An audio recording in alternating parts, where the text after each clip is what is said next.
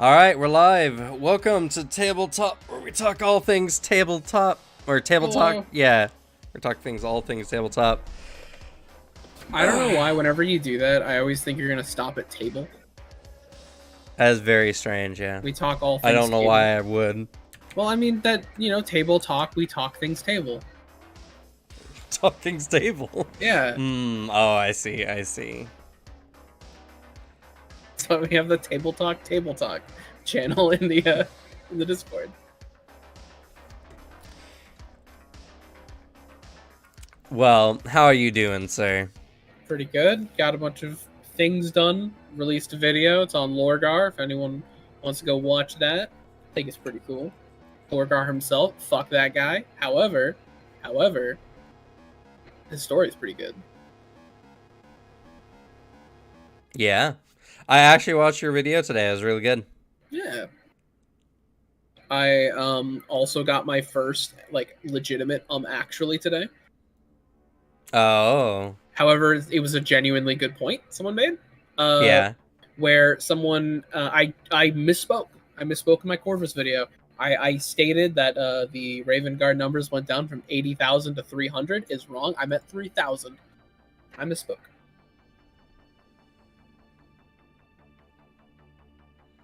Yeah, no worries, Spider-Nos. We haven't seen you in a while, so glad to see you here. Yeah. Also, gotta change the chat color. 1 second. Font settings, color. Blink. Done. But thanks for coming by.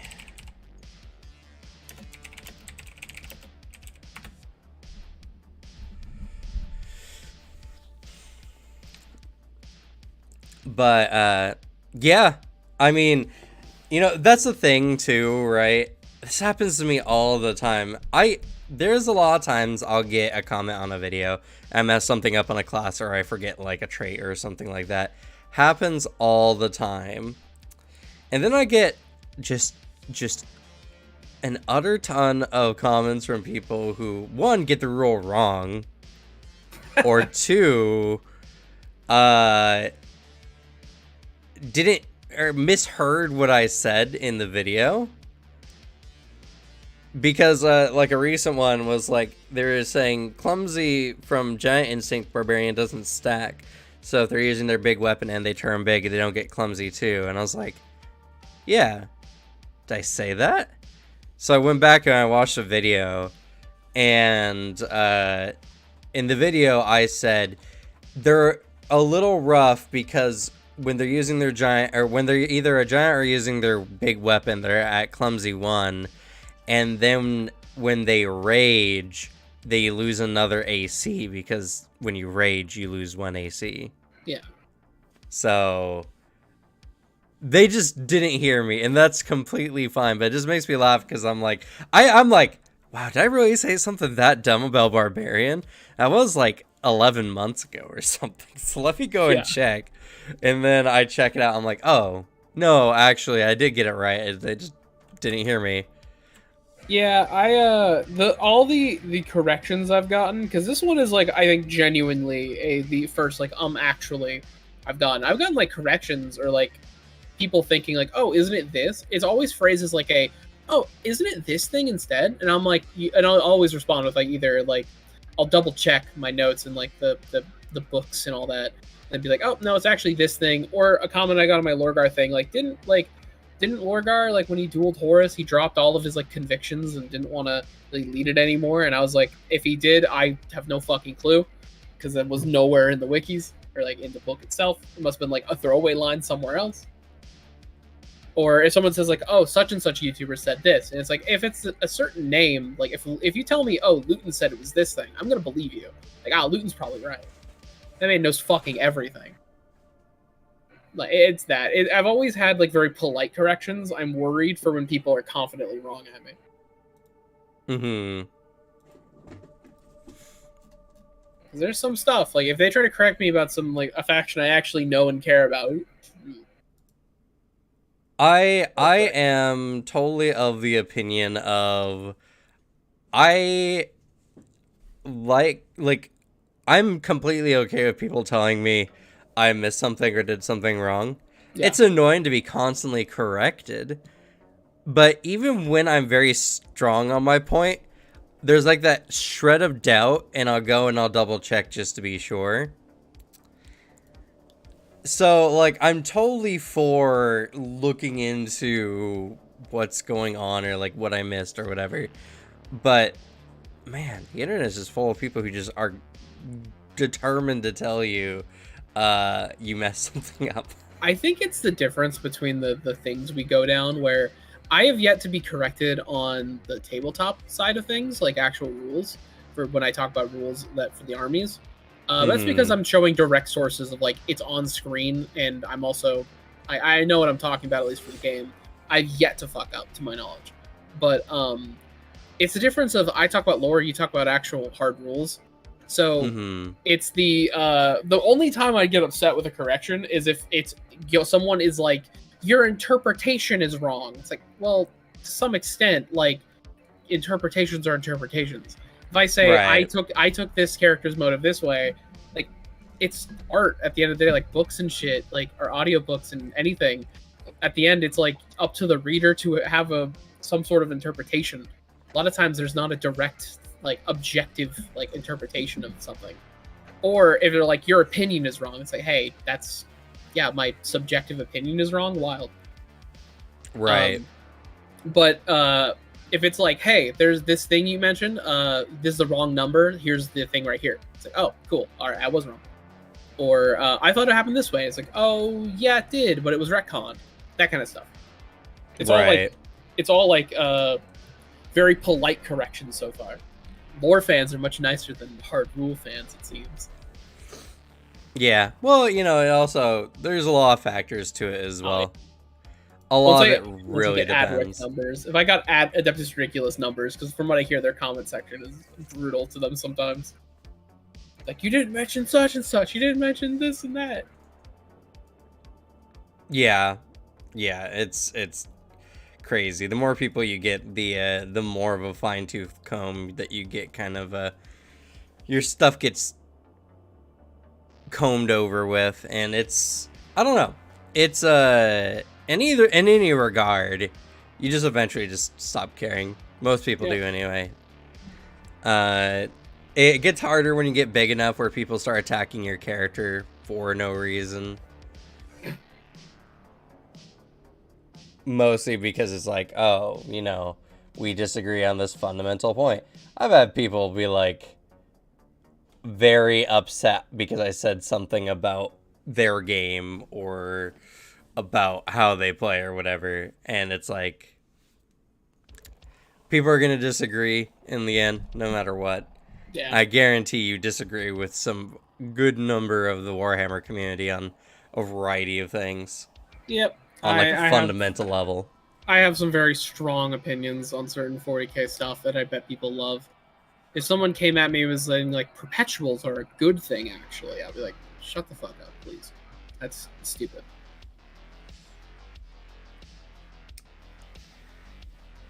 So, you know, it's like, it's whatever. Yeah. See, that's the great and bad part about the new direction that this channel's gone over is now there's less people to, like, actually argue with me with a lot of the games we play, because, like, not a lot of people play a lot of the games we're going to be playing. Yeah. Simultaneously, if I get something wrong, it's going to have detrimental effects, because people are the only people making content on them. So, it's a lot of pressure. Yeah, that is, you know, that's fair. But, you know, it's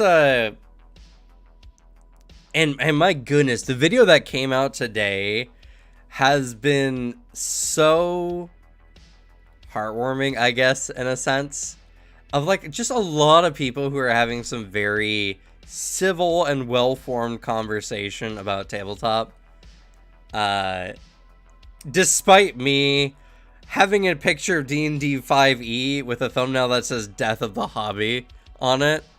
Yeah, I mean, hey, it's the fact of the matter. Like, you kind of just have to have thumbnails like that. It's true. It's the unfortunate truth of things. It is. And And to be fair, one, it's mostly clickbaity, but Yeah. two, it's not 100% inaccurate. If tabletop just sticks onto D&D 5e, you know, until eventually it dies out, that's just gonna happen. Yeah. The one game can't sustain the whole hobby. That's true. And the thing is like a lot of people did have some really reasonable, like, not even arguments, but like side points they wanted to make as well. Mm-hmm. Where they're like, oh yeah, I see that, but is it really feasible? Yada yada. And it's all stuff that's like, yes, it's not very like financially feasible or responsible. Things like this are carried purely by people who love the hobby and nothing else. Yeah, it's carrying a thing based off of the love for it rather than the want for money. I mean, I see that fucking constantly because I follow the Smash Melee competitive scene pretty well, Mm-hmm. and that's, I mean, the entire shit blew up recently. Because yeah, I've been seeing all the news on that. Yeah, God, it's like it's someone who very clearly had a vision, wanted like this to go this way because he thought it would be like the savior of the scene, bringing money into it. When a large portion don't want that or care, because like the top player, the GOAT, Mango, openly is like, I don't give a shit about making money through Melee. I just like the game and I'll keep playing it. Right. And like yeah. that's what players say, and it's like, yeah, we're gonna bring Nintendo in as like this strong overview, and everyone's like, no, we've been spurned by Nintendo too much. It's been a shit show, and yeah, it's like that deal. It's things like that are carried because Smash Melee has been carried for like 2 decades in the competitive scene, purely off of that, off of just love for the game, because the game is hype. Mm-hmm. And that's what kind of needs to happen for tabletop for like this whole thing to work. It's true. Yeah, exactly. And I know people are hungry for it, and if the most recent video is any indication, it's something that a lot of people do want to see.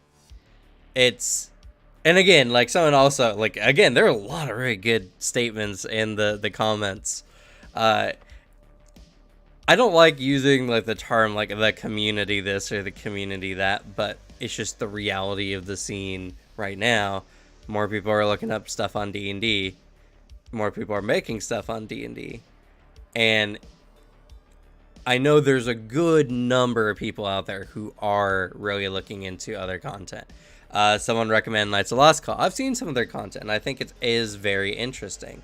The problem with that, and I was actually doing some other research on some other variety tabletop channels, is the lack of salesmanship, I guess, when it comes to selling games.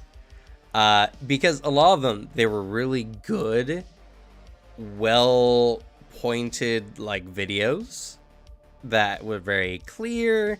The person obviously had like a script set up and everything like that, and they're just telling you about the game. And I'm like, this video is good, but I am not interested in it whatsoever, because I was sitting there listening to it while I was like setting stuff up. Got a new camera. I don't know if anyone can tell, but I didn't get a new camera. I'm using my phone as my camera, and there does seem to be a little bit of latency, but not that much. I can tell purely off of the color and exposure. It's a little different exposure level because it's a lot brighter of a camera, and also it's more clear because there's less just camera fuzz. Yep. Like around there. It's a higher definition. My phone has a decent camera. Oh yeah. And then it comes with a ring light, but it does absolutely nothing. I mean, it did soften the image a little bit, but I don't think that's super necessary. It added a more cool light to it when you already have a very cool light kind of vibe in your room. Mm-hmm. So your room doesn't really need the ring light. No, I mean, I set up the room specifically to account for having lighting. So yeah, exactly. I did my work. I know what it is, but it's still pretty interesting nonetheless. In any regard, it also like it has a tripod and it has like it's just on a selfie stick, so I can start doing more videos elsewhere, and it connects to my computer through Wi-Fi. Hell yeah.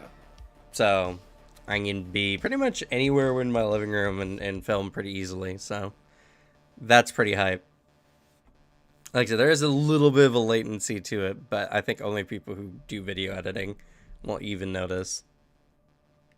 Yeah. But yeah, so it's very interesting, and the hobby in general, like, I think Warhammer really gets as far as it does because so many people love and talk about Warhammer as well. Yep. And that hobby has been super carried by its community because I guarantee there are more people who just enjoy the idea of Warhammer than people who actually play Warhammer. If Warhammer had a less invested community and is operating the same way they do now, Games Workshop would be fucking nothing. Because the only reason Games Workshop gets away with the shit it does is because everyone is like, fuck the company, but Warhammer's so cool though. Like, that's the problem. It's just everyone cares too much because the universe is so expansive. It's been around for so long. It's something I got into something on Twitter with, where a point I was kind of brought up, and I think is a very strong point. Warhammer inherently as a hobby forces you to be very invested in it. Like, you have to. If you're into Warhammer, that starts to become like a large part of the media you consume. You paint, you build, and you spend so much time with your army that you start like really caring about it. So it's just kind of designed to make you care about Warhammer. And yeah, 100% it's hard carried. Because like, think of other games like war games like Bolt Action, or that's the only one I can name off the top of my head, just Bolt Action. But there's some really good other ones. I played some other really solid war games, but like Warhammer's my thing. Not because of the rules, just because it's Warhammer. Yeah, for sure. And to be fair though, right, like, you don't need a ton of people in the hobby to keep it going. No. Because the actual hobby itself, the actual wargaming scene itself, the same people would be in it whether it was super popular or not.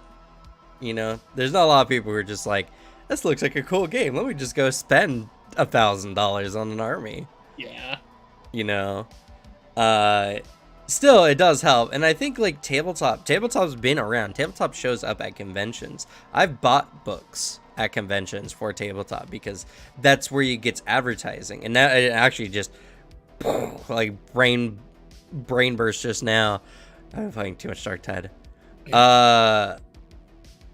Yeah, when I'm at conventions and I see people sitting down playing a new tabletop, or like they have a booth or whatever, I'm so much more likely to look into it and buy it. Yeah, fuck. And like, that's the thing, right? In my video, I do not mean to disparage all the variety tabletop channels, because there are a handful. They're hard to find though, because there's not you can't look up variety tabletop on YouTube search, for instance, and find those content creators. You gotta be looking for a game and then find them. And that is the problem for the whole advertising thing in general, because unless you're using a big market game, you're not going to get people coming across your channel and all this other kind of stuff. But it can work. Sure. One of the indie game like channels that I watch a lot, Splattercat Gaming, unless you look up his channel name, you cannot find him. But if you look up any indie game, he's there. And so that's kind of, I think, the niche I want to set is, if you're into tabletop, you're going to find my channel. I think it's a good method to go about it. Like, the become, like, the Splattercat of tabletop games. Fuck yeah. I mean, he's at, like, 700K or something like that subs. Yeah. So, like, it took him a long time to get there. It took him like 5 years or more to get to 100K.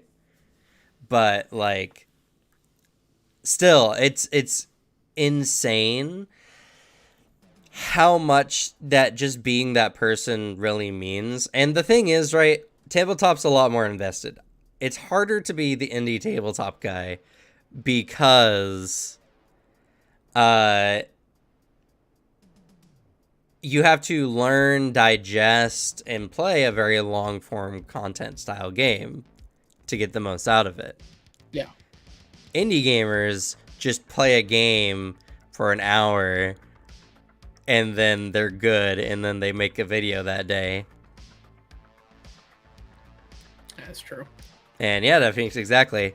And like my cousin made a comment on my video actually, which was surprising. I did see someone be like, "Oh, when we were younger," and I'm like, "Oh, that's someone Cam knows." Yeah, that's my cousin. Who was mentioning like a card game that we played in this tabletop, and you know, and he was, I've never seen him comment on any of my stuff, but this one video came out and he's just like, oh shit, that's a really good video. So, you know, I'm gonna advertise this video around too. Once we're done here, I'm gonna hop on Twitter and be like, hey guys, check out this video. Also, I'm gonna preface something for this stream. I am currently watching the Game Awards so I can possibly win a Steam Deck. However, here's a fun thing I've learned about the Steam like broadcast feature. You can't mute a stream. Interesting. So I have the music playing on the stream right now because I can't mute it, and I am not clicking away to closing this because I want that fucking Steam Deck. Same, yeah. I'm watching it on Steam just to like be extra sure, because you have to watch it in their broadcast, like in Steam to win it. So, but like I it's as low as it can. It's muted. You know, we'll see. I would love it if I got a Steam Deck and if they announced some cool games. Yeah, I mean, totally.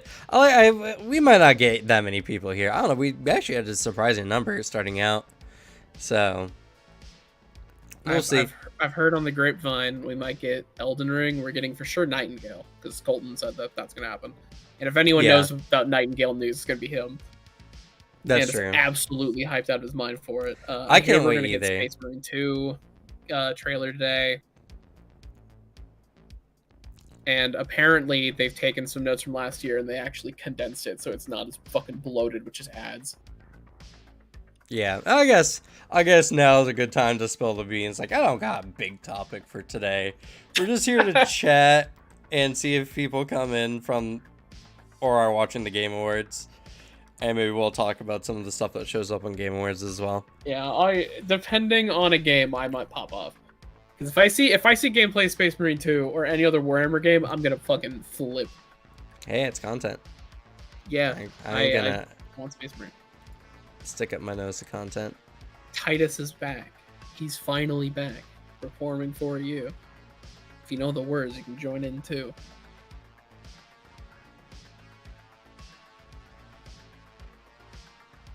What channel or where do you go? Is it just I put a link in our private server.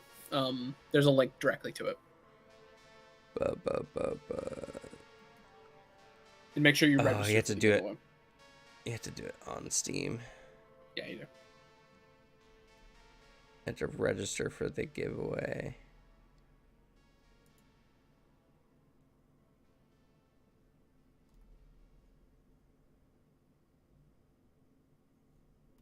Okay. She's just got a very fluffy dress. And they're kind of out of sync for me.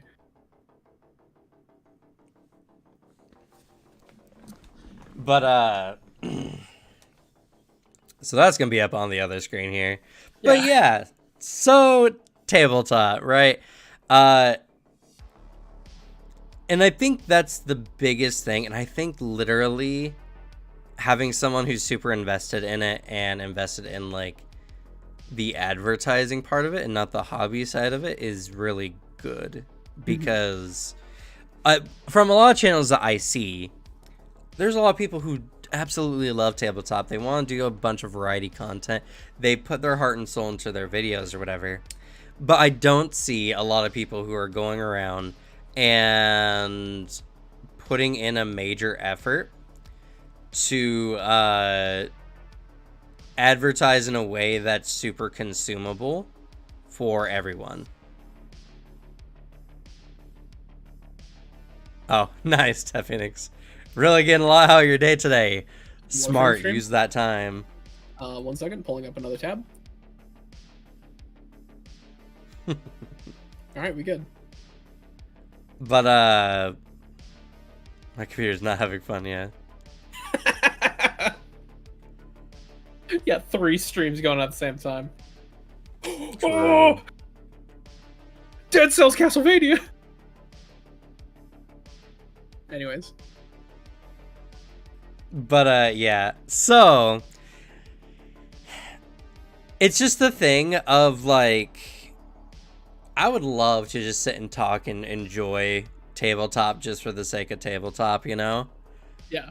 But I feel like if the hobby is going to be successful, you just need that one person to come in and just be like, hey, I'm here and I see that you guys have terrible marketing. Let me give you a bunch of free marketing instead.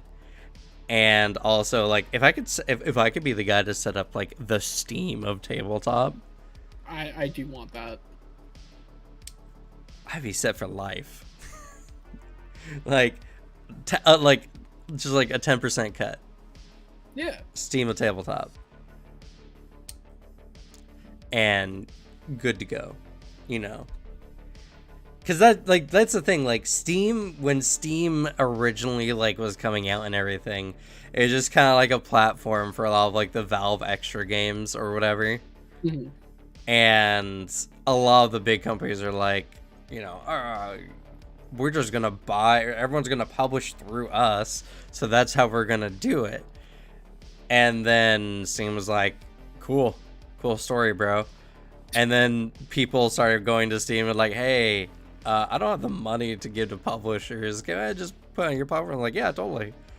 And boom, Steam happened, and now everyone wants to be on Steam because it's the biggest like platform for finding games. It is just the most convenient thing. It is. It was a genius idea, so genius that they don't have to do anything else with their lives. Yeah. That Valve can now just afford to like not make games or make a game every 5-6 years and like give away a fuck ton of Steam Decks like they're doing now. Like that, Yeah. They just can afford to do that. It's really funny.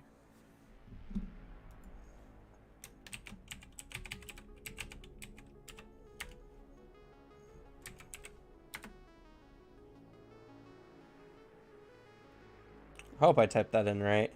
They don't have a verification thing to like let you know that you did it correctly. Yeah, they really don't. And I have a penchant for capitalizing unnecessarily. Yeah, and I don't know if like it's happening. 'Cause I don't see any notifications of people winning Steam Decks. But anyway, so yeah, it's like, and the thing is, right, a lot of people who make these kind of videos as well are making these videos for people who are already super deep into the tabletop scene. Like, you can see sometimes with how they refer to things, like, if you've ever played games like this, or this, or they're like, it's your standard D20 game. I'm like, some people don't even know what that means. You know what I mean? The fuck is a D20 game? Same. And hey, they're showing stuff off now, so it's like whatever. There's 3 indie game reveals.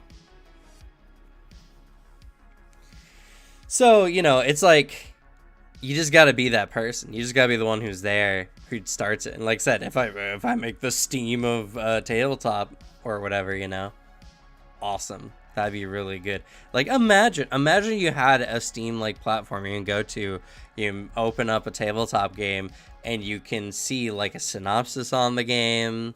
You can see images of like various things for the game, and you can just check out new tabletop games. Because legitimately, all the time, I'm thinking, there's probably tabletop games out there that I don't know about right now. Oh yeah, 100%. The amount of And, times like- like someone has like come into our stream and has been like, has just been like, oh, here's a tabletop game. And it's like, oh shit, I've never heard about that. That sounds cool. And even if I'm going in and I'm just boredly browsing through the tabletop game section and like nothing is standing out to me, I would still love to at least know what games are out there, do the wish list thing, maybe get a game, see if I like it or not, you know? And the beautiful thing, and I think the thing with tabletop that a lot of people are trying to get over, because there's a lot of old hats in the tabletop scene. I went to PaizoCon this last year, and there's so many people who've been doing tabletop for like 30, 40 years, you know, and like professionally.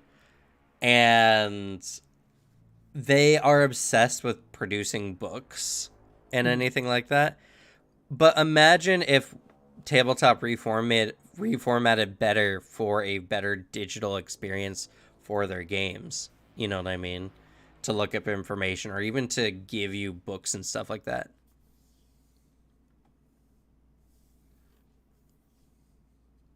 I that's something like you've been chatting on a lot, is like the idea of a better digital experience, which I really hope does happen. Or like, I don't know, it'd be kind of cool if that was something you set up.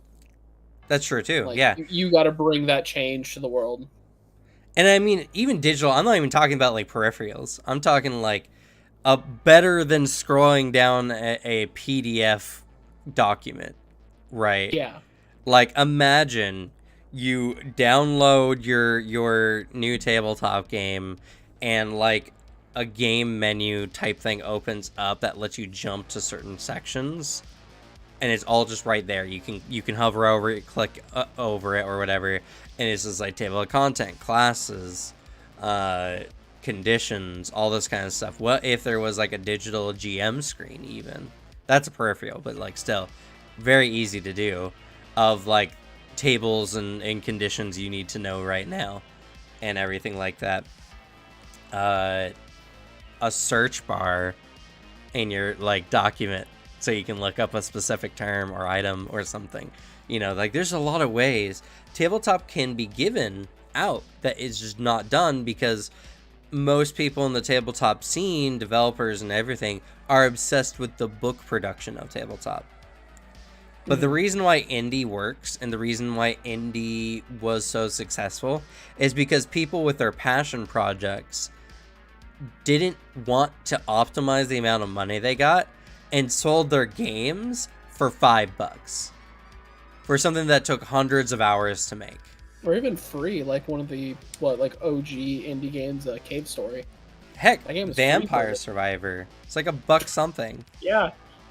And how much hours have we put in Vampire Survivors? Yeah, for real. You Yeah. know, I highly understand that tabletop is something that is, it's $5 now, but still, yeah. Well, Yeah, either way, probably $5 is more than enough. Or yeah, I mean, $5 is way.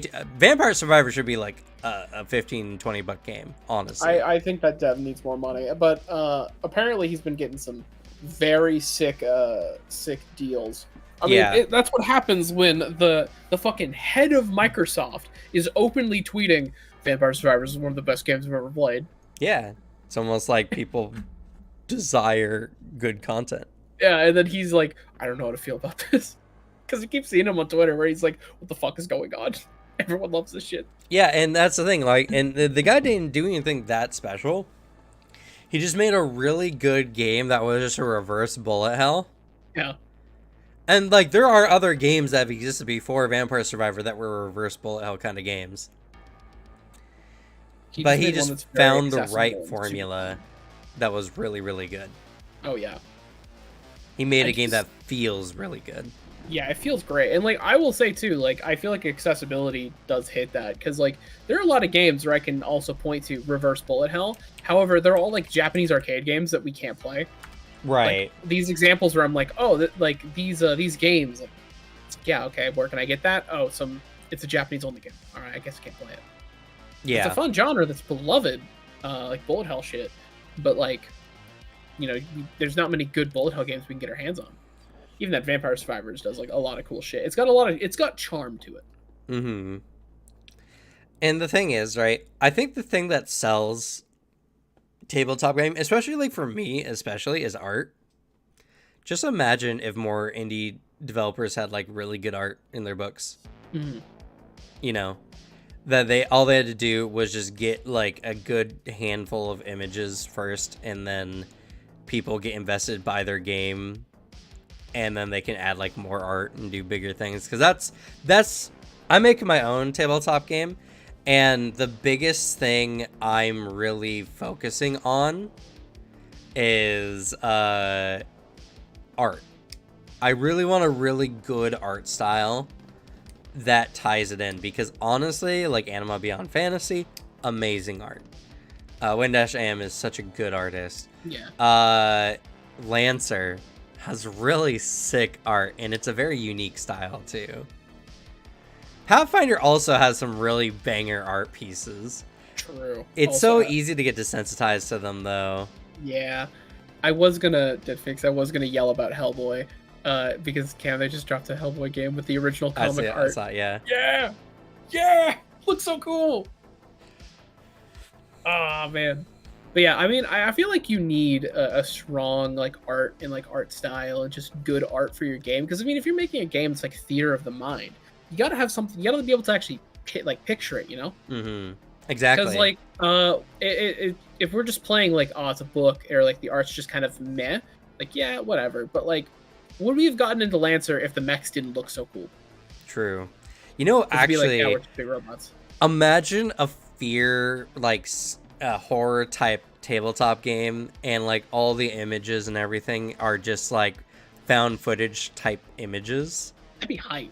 where like all the thing is there but super hard to see, or it's even there but it's like someone flashed a camera in a dark room or whatever. Those kind of images, like printing that as a book would be dumb. That's Yeah. just a lot of ink, but digitally, That'd especially be I a had a good sick, format for it. that'd be a sick like horror book. Yeah, and I mean, like, imagine again, like, this kind of goes along that peripherals conversation that we were talking about before, but imagine like having a tabletop game where everyone can kind of like, where your players can even hop in and they can have like a very nice UI character sheet that they can utilize for your game.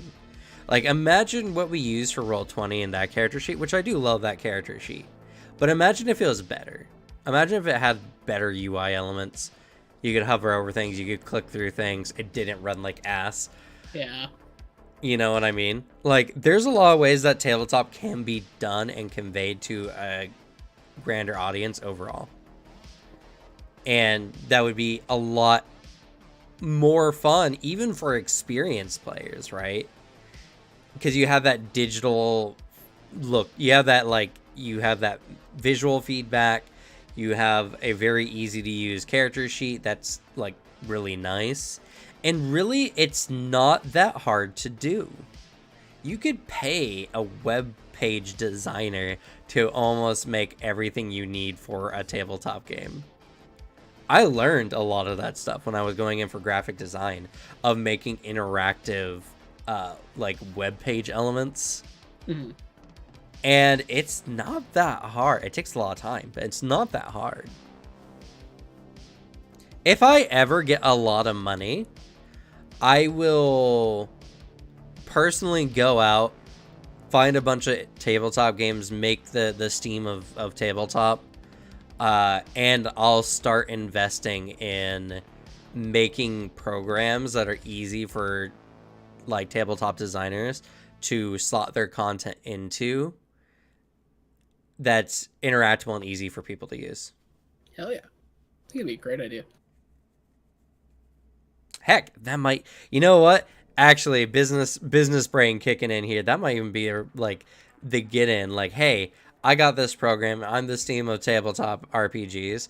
If you do your game through us, I'll give you access to my program that lets you like present your tabletop in a really good, easy way. Good character sheet. And all I want is like a 10% cut. That's it. The Dark Souls, the tabletop, is the Dark Souls board game.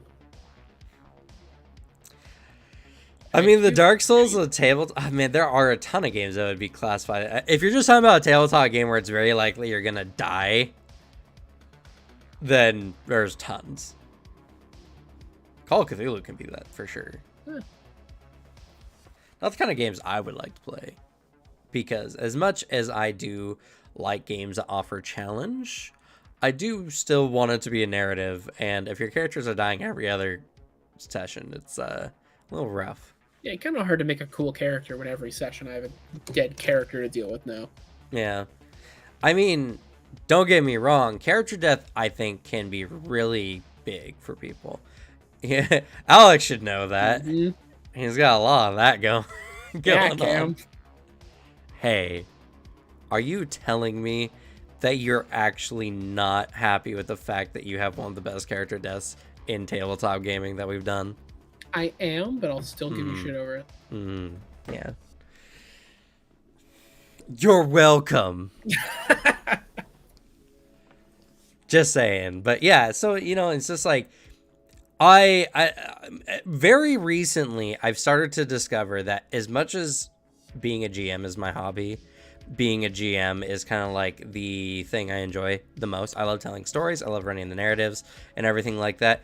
I'm starting to find that I think my purpose is to be the market man for tabletop in a sense. Like, definitely I'm not that business savvy. But at the very least, I'm sitting here fighting my hardest to try to make tabletop more marketable. And yeah, definitely that's correct. Yeah, completely right. You know, like, I need to be the guy who's coming out and saying, hey, we need to do this differently. We are not in the age where the only way you could get your tabletop out there was to get it in a Barnes and Noble.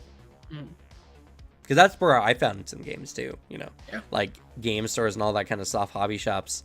That's a lot. But like, people are on devices all the time, you know. What if tabletop released Kindle, like really good Kindle products that you could look up on a Kindle or on a tablet? Yeah, because like we already have very good just ebooks and just ebook readers and stuff. What's to stop like a tabletop like format of that? And the thing is, right, it's the developers are going to be the ones who will make this happen in the end, right? Because they're the ones who are investing in doing all the hard stuff. And I'm definitely not a developer. I couldn't put in the sheer amount of hours for something knowing it's not gonna do well like they do. It's something that they have to be the ones to step into, but that's why this job is just as important. If they make more money, they make better content. If I show people more games, they make more money. You know what I mean? So I gotta do it in a way that's super interesting and super fun. Also, TikTok game reviews or advertisements. TikTok is great advertising. I'm just saying, like, I'm gonna actually start. I'm gonna make a video on YouTube for the games I'm looking into. That'll be like 15 minutes, and then I'm gonna have a very manic, almost psychotic episode for 60 seconds trying to describe these games and putting them on TikTok. That's what they want. Yeah, and you know what? My objective is to get good at it to the point where people see my content and they're like, I wanted to check the game out because you just made it look like so much fun. So, like, that stuff, there's a lot of stuff I'm currently working on right now. Even to the point where the video I just produced today, which I really didn't put that much effort into, is just something I was passionately talking about, just like no editing or anything like that. Like, that was easy compared to a lot of the stuff I'm doing right now. And I'm very glad I sat down with myself and took a couple weeks off to set myself on this path, because the more I talk about it and the more I like try to figure out what, like, how to go forward, the more I think that what I'm doing is actually important. Because honestly, all you need are people out there showing off a game in a way that is more accessible for other people. Interesting. It just needs that, like, that push, that big old push. Yeah, the fucking Amogus new mode, I guess. Yeah. I mean, I don't like this. I don't like Amogus that much, anyways. This looks more interesting. Well, yeah, because it's not like a social deduction game. Yeah, because my problem with Among Us was that it's a social deduction game that I feel is only good when everyone has the same level of knowledge of Among Us. True. Because, like, when I was playing it with y'all, it's like I did not know anything about the game. I never watched Among Us content because I said, like, I don't care. And when someone's like, I know every instance of this game, I know every, like, plausible thing, it's like, well, then can't do anything. But, like, if it's just like a hide and seek, kill another thing game, like Dead by Daylight shit, yeah, sure, which is fun. Yeah. I do think one of the best social deduction games, though, is the Jackbox one. Yeah, Jackbox has some good ones. It's really fun, the Alien one. I got Alien like 3 times in a row, and I won every single one. Straight finessed. Nice. And the best part is that it really lets you easily frame people as the alien. Mm-hmm. So I was able to sabotage someone by just, like, not even speaking up, just using the in-game stuff, like gaslighting my friends into believing one person was an alien. It was very fun. That's the only that in Project Winter, because Project Winter's actual, like, takes some gameplay skill. Yeah, that's fair. Yeah, some people just don't like lying either, or they don't like being put on the spot. Social deduction games are hit or miss, I think. Yeah, it just really depends on how much the onus is on the person to, like, prove their innocence or not. Yeah. Whether if you have a game that, like, provides things that can help make you look innocent and or hide your deviancy, you know. Yeah, it's a lot better. I just think that of all the ones I've played, Project Winter's up there because it's like just a fun game, and then the Jackbox one. Yeah, I don't know. I like social deduction games, but I also like the challenge of the nuance of, like, trying to describe. Oh gosh, my camera. That was weird. There will be some latency drops, unfortunately, with this new setup. So, the price to pay for not spending $1,000 on a camera. Yeah. I mean, I guess I technically did. This is a $1,000 phone, so. Well, on a camera. This one is a phone at the very least, so can do a lot. I am purely, like, taking advantage of the fact that my roommate has a Blackmagic camera, which is like one of the best cameras, right? You can get commercially. I've heard a lot about Blackmagic cameras. They are genuinely some of the best cameras out there, and they, for one of the big reasons, besides the fact they're just, like, their quality is phenomenal. It's also the fact that their UI is, like, the only camera UI that is intuitive to use. Yeah. Because, like, if you just pick up a Blackmagic and experiment for 30 minutes, you can figure out roughly all the tools it gives you. That's impressive. It has, like, a digital menu that tells you what everything is. Meanwhile, I've used, like, DSLRs and shit, and God, those things suck. You need an actual, like 50-page booklet on how to even use them. This game trailer actually looks really hype. Yeah, I'm moving my camera and stuff so that I could be facing the camera while watching these. This looks like a game I would love to play. It's got really good like voxel art. This is very ooh. But yeah, so I mean like I don't know.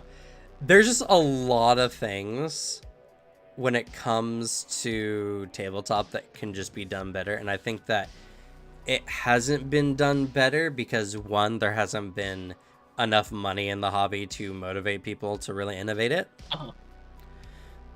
And two, most of the content being made for tabletop is done by people in their 30s, 40s, whatever. True. They need young blood like me coming into the space, shaking things up. I mean, yeah, or at least that perspective to market to those people. Yeah, exactly. Because there's so many times I'm literally sitting down with someone who's making stuff in the scene and they're talking about stuff and I'm like, people don't care about that anymore. You know, like they just keep talking about things that they're like, oh yeah, I wanted to bring back the old days of like really nitty gritty dungeon crawling, and I'm just like, Yeah. People just don't like that anymore. Sounds boring. I don't like dungeon crawling. Paizo, I think, is really good at what they're doing because I think Paizo has to fight really hard to fight against D&D, which has made Paizo into a really good like game or like company for that kind of market, for that kind of fight. Mm-hmm. But as far as like the market as a whole, there's just not that kind of pressure. There's not that kind of people in that market, really. To get people who are super interested in like really making the hobby good. Even though there are people out there who want to, there's not people who are actively there doing it. And so if I can be like the new age tabletop guy, I will. Do I want to be? No. Am I the guy to do it? Probably not, honestly. I'm not the kind of person who has the mind for that kind of stuff, really, innately. It's you know, I can't make the content for the kids, you know, nowadays. You might be the one to get the snowball rolling. Yeah. But I'm gonna try. If I gotta be that to make it, then make it I shall. Because that's the biggest thing. And like I went over my Pathfinder video for my Pathfinder Basics, which I'll be making a basic series for every game that we play. Oh. And I was like, I am just describing the game to someone. I am not trying to sell or explain in a way that's interesting and super digestible. So I'm gonna re-record that one, and I'm probably gonna end up re-recording a few times until I find something that gets at least more of the feel. It doesn't gotta be perfect, but if it gets the feel down, then I can, you know, put it out and then keep making videos with the same feel, get that same formula going, and then get better and better at it, hopefully. Mm-hmm. Yeah, it's the I think it's an important method to take for it. It's not you're not just explaining like here's a game and here's this thing. Like the draw is that you can get someone absolutely hyped out of their mind to play it. The vibe of we gotta play this right now, because it's the thing I think that people want, and I think I keep popping up. It's like the vibe of a friend excitedly telling you a thing we gotta try. It's like dude, Yeah. we gotta do it. We gotta do this. Like you like that. That's something people want. It's a fun vibe to bring. Exactly. And you know, honestly, I need to get over the thought of like fully explaining everything. Cause there's things in my mind that I'm sitting here like, all right, if I'm gonna be telling someone how to play the game, I want to make sure I hit all the important points and everything like that. And I really just need to not. I really just need to very vaguely like allude to the things they need to do while making it entertaining. At the end of the day, it's going to be on their DM in their table to have like they'll teach them. It's not your job. Yeah. To like make sure someone leaves with like an entire understanding of the game. You want to get somebody to get their first book or be like, you know what? I am gonna play Pathfinder. Hey, I'm gonna. We should do a Pathfinder thing. Yeah. That's what you want. You know, or in the very least, get someone hyped enough to play a certain character style, class style, whatever, so that then they are like, okay, but like, how do I actually do that? And then they'll go and find the content out there. And that way, by doing that alone, I'm helping the community. I'm getting someone in the space looking for that content that someone else can fill. You know? So if I just make a lot of really easy, digestible, hype content that gets people interested in getting into it.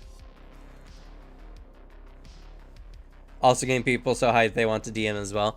I mean, yeah. I mean, inherently, that's just by hyping the game up so much, because someone will be like, hey guys, want to play this? I'm like, yeah, but like, I don't want to DM. They'll DM anyway. So it's kind of one and the same, honestly.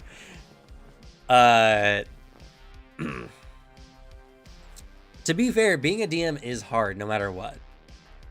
It's not easy. So it's not something you can very easily prepare, but definitely I think inspiring people to DM is another action.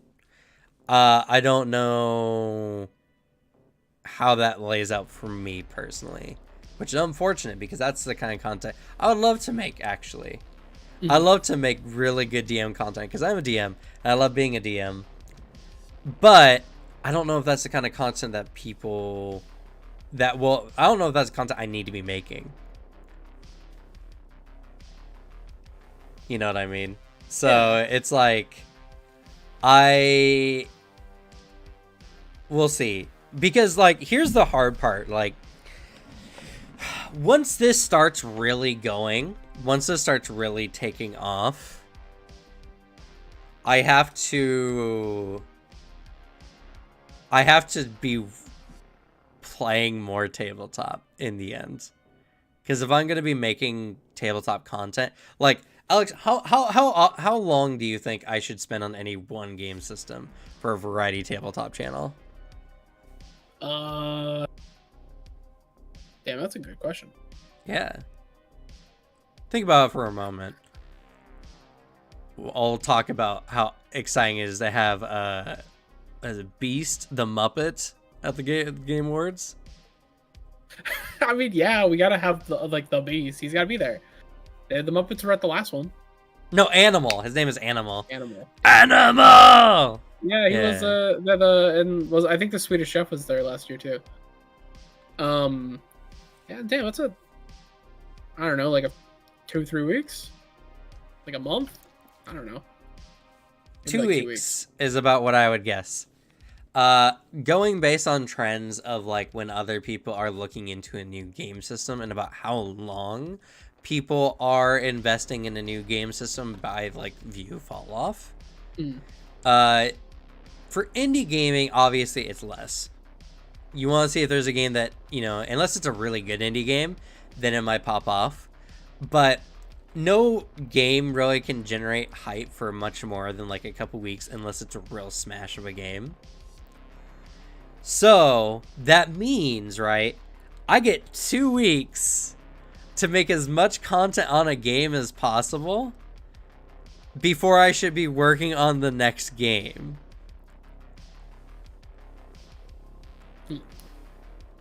That's hard. Now, I can obviously spread it out a little bit, but like if I want to carry the hype of one game system and getting someone to look into games, like that's kind of the timescale to work on. Maybe releasing some extra content a little down the line is like filler content. But essentially 2 weeks, I have to be working on like advertising style content and hype content and all the other kind of stuff. Putting out a couple to, you know, probably like 3 videos a week. And then after that, kind of drizzling in some extra like aid content on top of that. But I already need to be working on the next game while doing that. I think that's the pace it needs to go. Which means I gotta be playing new tabletop games like every month at the very least. You know what I mean? It's gonna be a lot. It's gonna be a lot, and so I feel bad for all my friends who are helping me because when when this becomes more of a job, when I can start paying people to do more stuff, you're all gonna be playing more tabletop games with me. Making a new character every 2 weeks is a terrifying prospect to me. Yeah. I'm not. I don't think I'd make it that way. I think it would be a combination of doing it like once a month, and then intermixing filler content, and then like accounting for like breaks and vacations and stuff like that. So, it would be a lot of stuff of like the channel would just have to like go on break for a little bit, or I don't produce as much content for like a month to let everyone like recharge before getting back into it. I don't know. Obviously, like I gotta do whatever like works. So obviously, like starting a new game every 2 weeks ain't gonna work. Starting a new game every month might be a little bit rough, but there will probably be a time where at the very least we are playing a game twice a week. Oof. That is a lot of tabletop, a lot of new when tabletop it's your job, you know what I mean? Yeah. I gotta ask you guys to put in at least 8 hours. Yeah. You know what I mean? That So is it's fair. like it's something that I just don't know how much it's gonna work, how well it's gonna do. So we're gonna have to figure it out. We're gonna have to figure out how it's going and everything like that. But like, I know Lancer is gonna be, I think, a fun experiment into a lot of this kind of stuff. It's gonna be a lot of more experimental content, new content on the channel, because I want to do like a why you should play Lancer kind of video. I want to do like a TikTok on why you should play Lancer, and then like some basic videos on like you want to play a defender mech, you want to play a controller mech, you want to play a striker mech, that kind of stuff. Those basic videos plus the hype video, that's about 4 or 5, 6 videos, something like that. Spread that out over the course of a month, and then be looking at something else. Obviously, it's the winter season, so we'll see like how well anything actually does. But for sure, like it's gonna be a lot of testing, and there's gonna be there's gonna be also that kind of dry spell in a sense, because there's not that many super hype tabletop games in the space currently. There's a lot that people are excited for, right? But like, how many do you think there actually are? Like 10, maybe? Yeah, not a whole lot. Not a whole lot. So it's like,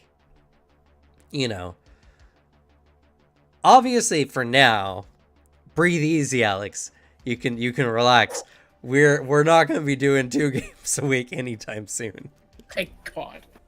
Like, as much as I'd want to take part in all of it, like I got my own shit to make.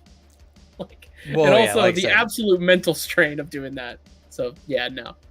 I'm excited for that, for when that happens though. I'm very excited. Yeah. Like all the big shit is like gonna be so hype. And again, like the hard part, or I guess the interesting part is like, is that a lot? Do you think you can't handle more than? Well, I mean, I guess you got your other tabletop as well, so that's something to consider. But like when we're doing it for a job, I might have to bogart people's time away, try other games, just all in the sake of work. But like, it shouldn't be that much to play a game at least twice a week or something, Oh yeah, I bet it's manageable. Like there's no reason to freak out about it. The only part where I'm like, ugh, is the idea of making a character a whole bunch. Yeah, well, like I'm really mad at that.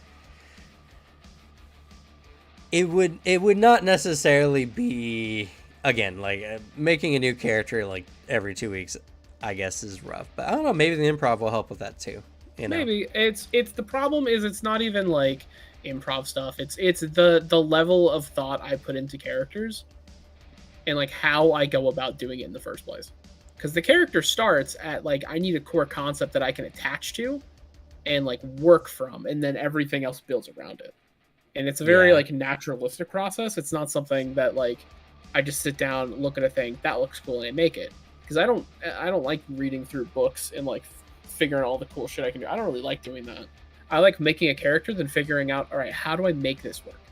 I have this idea. Is there stuff in the game that'll let me do this?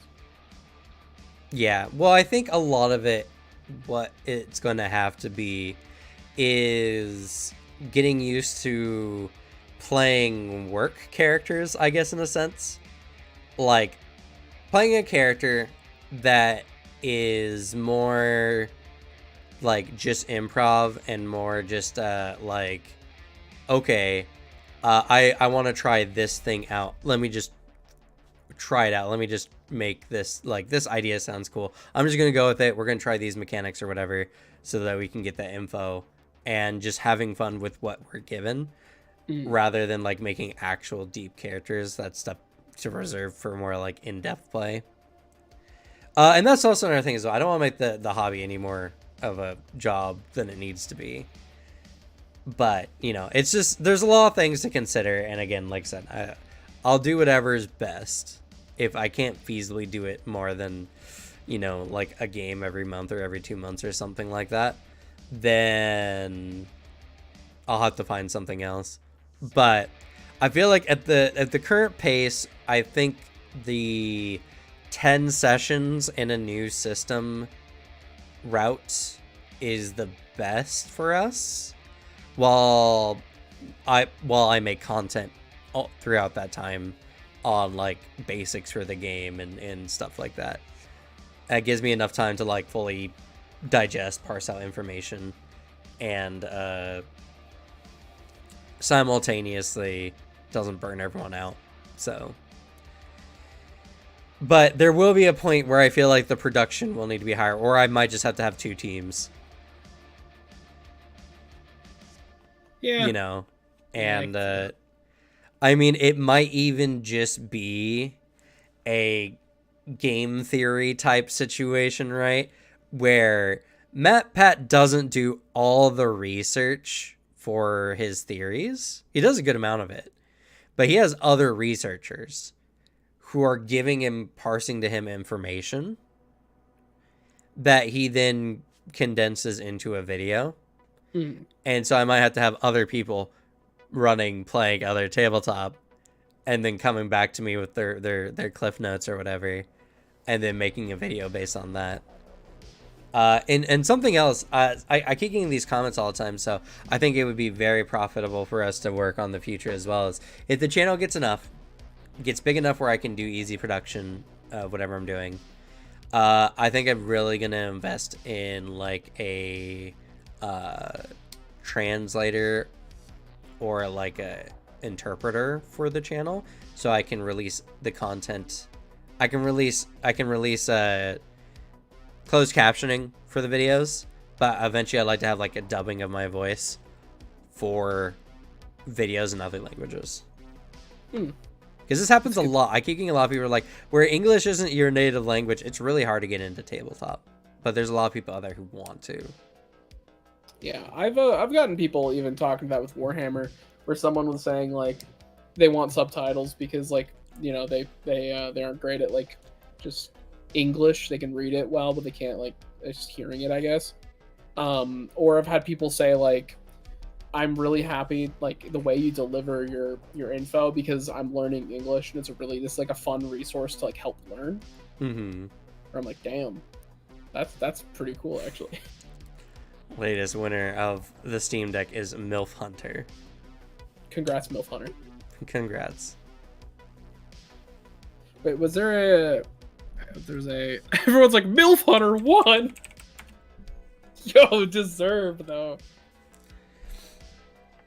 I don't know how to properly sign into this, honestly. I'm just in Steam. I think you just need to be in Steam and watching the awards. That's what I'm doing. I'm in the Steam thing. I'm pretty sure they'll also send you an email, but the chat's going so fast, I don't even know how to tell if I won. Yeah. Well, there's a big thing at the top. I don't even see that. You don't see the blue thing at the top of the chat? Nope. Weird. But yeah, so like that's the thing, right? Is tabletop is just something that's a lot more invested. You can't just sit down and try it out and like fumble your way through it. You gotta sit down and like actually understand and parse it out. Even if you're doing something that's very bare bone, like even like as a player, there's still something you have to learn about it. And it's a lot of information sometimes. So, you know, multiple teams having like dubbing for a lot of the content and stuff like that. Like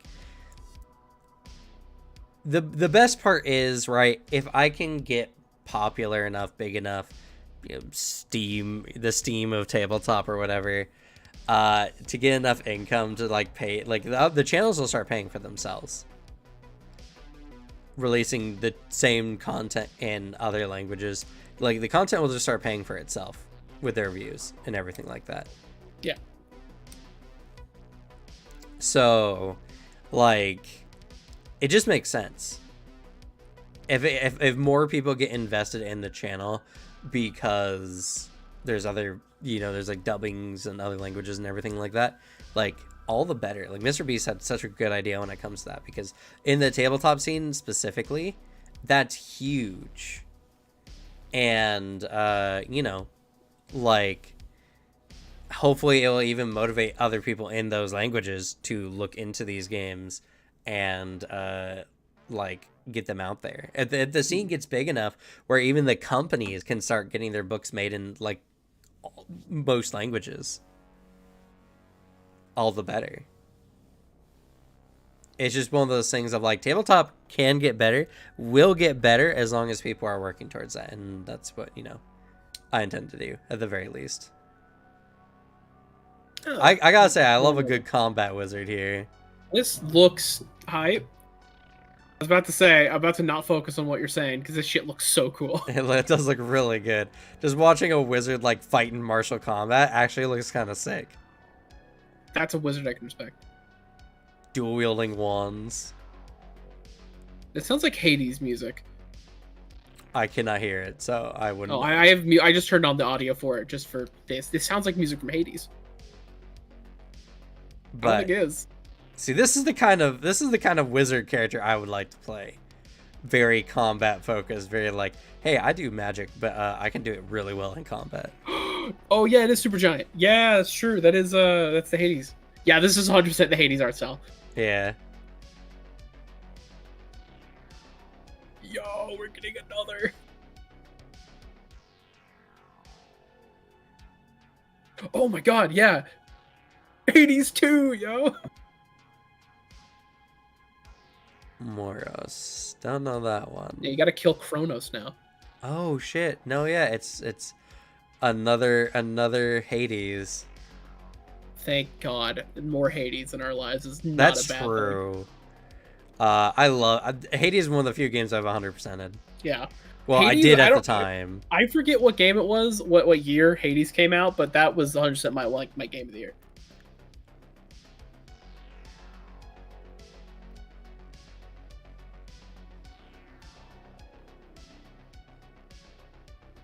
Oh my god. Oh, are we playing Zagreus' daughter?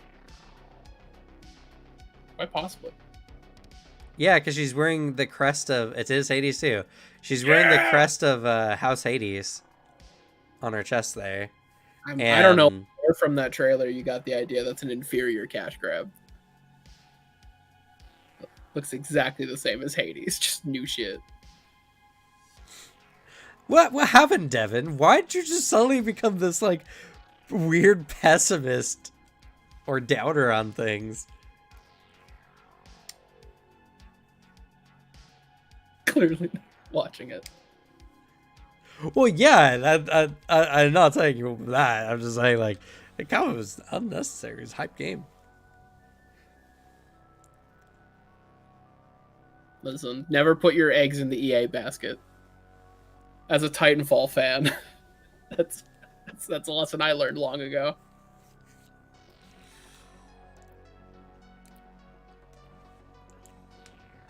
But yeah, I don't know. I think that there's a lot, and honestly, like, if tabletop even became so much more manageable, like I said, like peripherals, you just click open a link on your computer, you go to a game screen, you can go and find a lobby, have a virtual tabletop there that you can that's designed for the game that you're playing, you know? Like that there's so much opportunity for tabletop to really like expand in a way that's super accessible to people too, you know? I mean, you think about all the people who have like major like ADD and everything, and like how they interact with tabletop sometimes. If you just have a program that does a lot of like the harder, more mental stuff easier for you, like why not?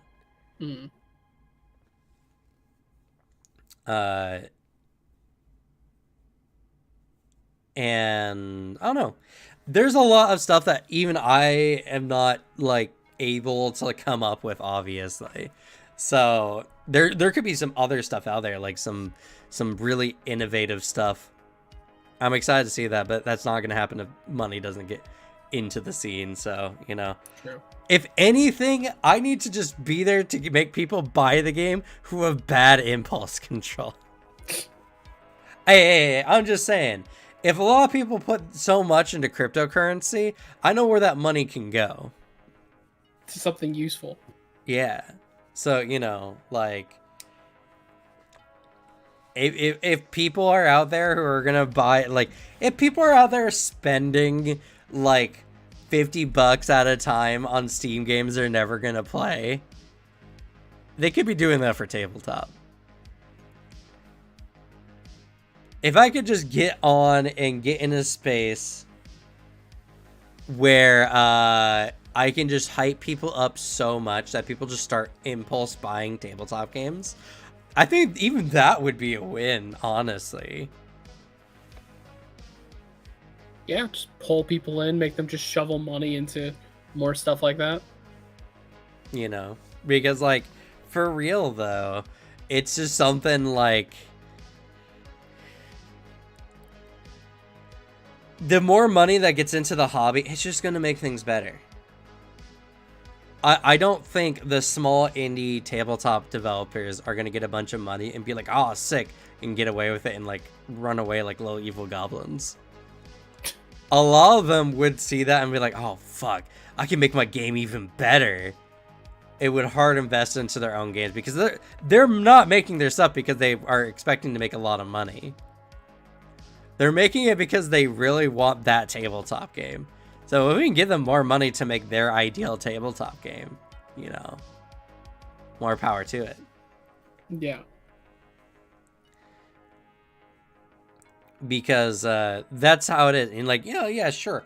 Maybe we'll get to a point where people are making spam games of like, oh yeah, check out this tabletop game. The book's only 20 pages. And we're selling it for like $1. The asset flips of tabletop.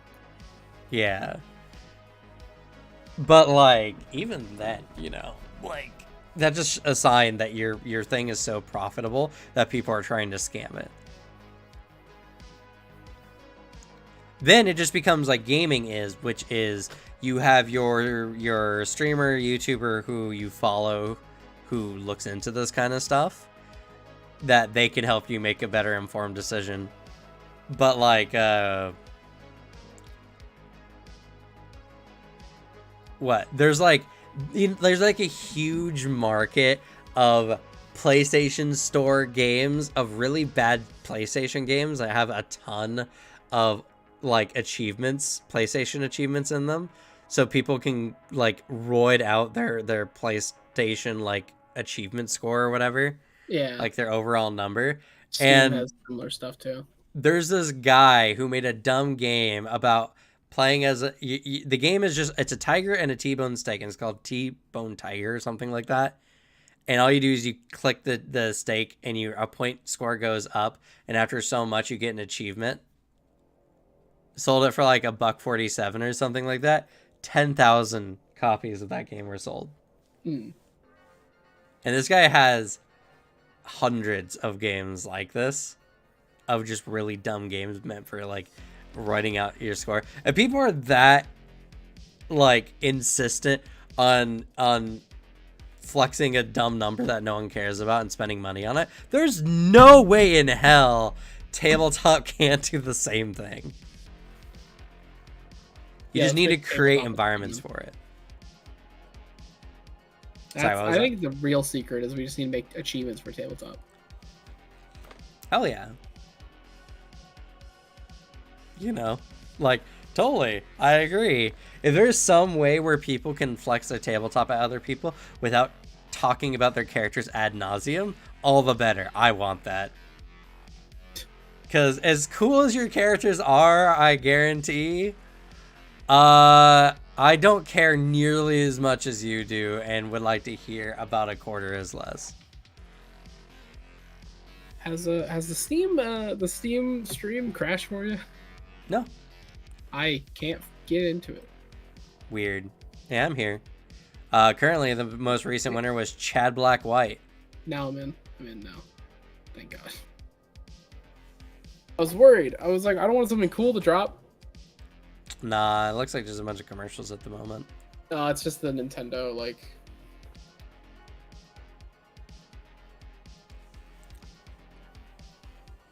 If I care about a game, I care about the achievements. I hate achievements in video games as is.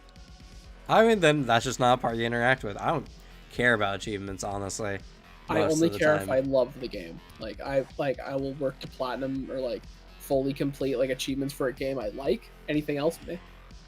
It's like I'll do it for like Hades or Bloodborne or any of those games where I'm like, I adore this game. Yeah. But like, I don't know. There's just a lot of things where it doesn't really matter. It's like the results are worth the cost or whatever, however that saying goes.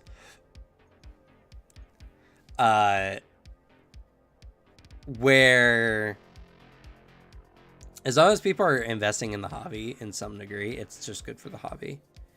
And if the hobby gets big enough where we start getting scam stuff, that's just a sign that the hobby is doing well. Because you know what scammers never do? They never try to scam things that make no money. True. So, you know, if the hobby's good enough where that's a thing, then, you know, whatever. Of course you don't want scammers, but people suck. The Ghostbuster game actually looks pretty fun. I don't know. I'm not going to play it, but I'm happy for the people that are happy. Get some bust some ghosts in VR. It's very interesting. I mean, the VR part is whatever. I'm not a VR person, but the actual game, like, that's not VR, it's really good. It's the same game. They just made a VR version of it. Oh, fair enough. Because the ghosts actually have, like, specific powers, and they're trying to haunt a place by doing objectives, while the Ghostbusters are running around trying to hunt the ghost itself. Is it like a 4v1? Yeah, it's 4v1. Oh. Isometric. But rather than the ghost being the hunter, the four are the hunters, and the ghost is running around trying to haunt a place.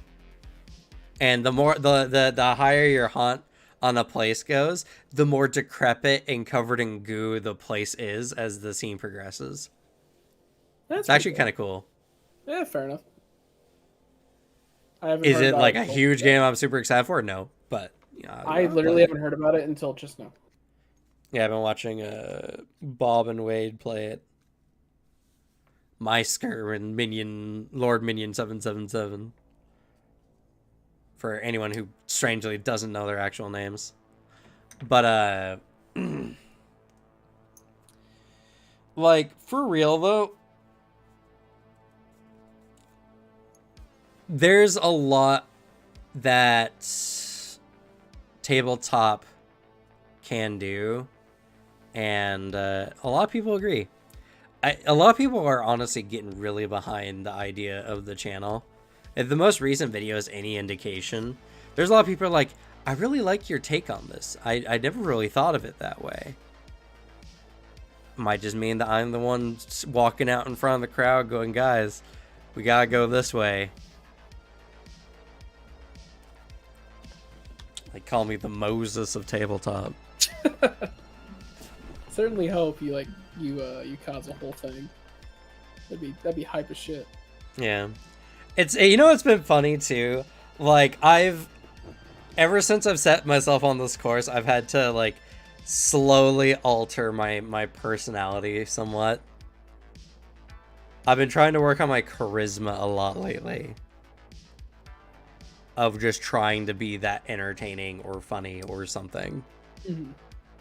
I've gotten better at like being able to turn on like the energy for a camera, and then once it's off, I'm immediately back to like, all right, back to reg. Because I have a tradition too in our house when we record, we make the videos and then we go watch Twin Peaks. Yeah. My roommate's taking me through Twin Peaks, like the full experience. Mm-hmm. So we'll make the videos and we just go and like drink or something and just watch Twin Peaks for the rest of the night. Yeah. I mean, like, right. See, what I want in the end, one is to have a nerdy hobby be my job. Yeah. But also, like, I want to be able to take my friends all out to like we like record something, do something, or just have our dumb games, dumb skits, whatever, and then like just treat my friends to stuff. Like, hey guys, you want to go to like this convention? I'll get us all plane tickets, and you know, you guys can buy like whatever at the convention. Like, I'd love to do that. I want to spoil my friends, especially the ones who help me with my dream. That would be so sick.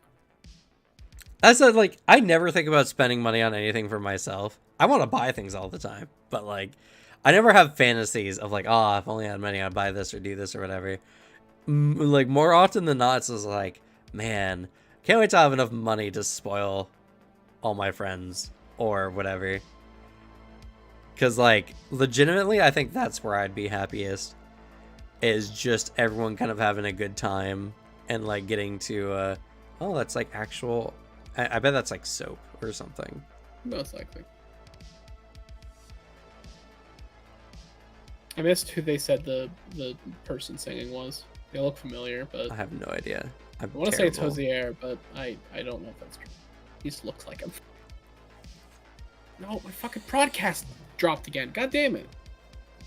That's so weird. I'm having no troubles.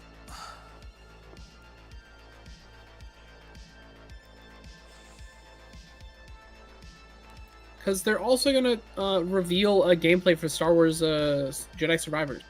Ooh. And I'm very excited for that because I really loved Fallen Order. That game's hype as shit. Also, I mean, there's possible Elden Ring stuff.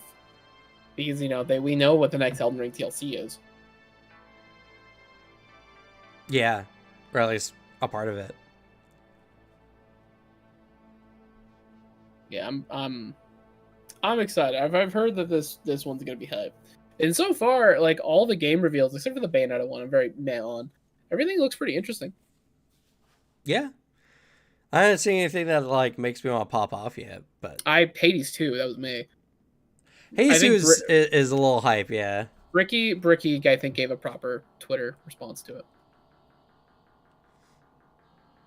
Which was? Hades 2. I'm gonna coom. Oh yeah. I mean, his responses. I mean, yeah, it's like all I've wanted was more Hades, and I'm getting more Hades. I hope it's like if it's literally just 1-to-1 Hades with new shit, I'm fucking set. The core gameplay of Hades is good enough to carry anything. Also, did you see Bricky's latest poster sold in 24 hours? Yeah, he's very upset about it. The Felonid poster. Oh no, it's a furry space wolf. It's a space wolf. I'm pretty sure. What are you talking about? I'm pretty sure it's a Felonid. It's supposed to be. What? No. That's not. The space wolf. That's Luna from Vizipop. What? He had a different poster. The Adeptus Ridiculous December poster? Yeah. That is Astral Lupine, a space wolf woman. I'm looking at it right now. I don't know what poster you're talking about. Why am I getting these notifications?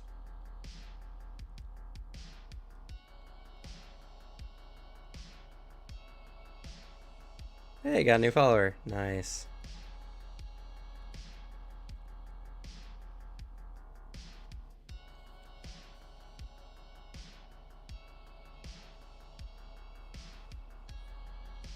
You know what?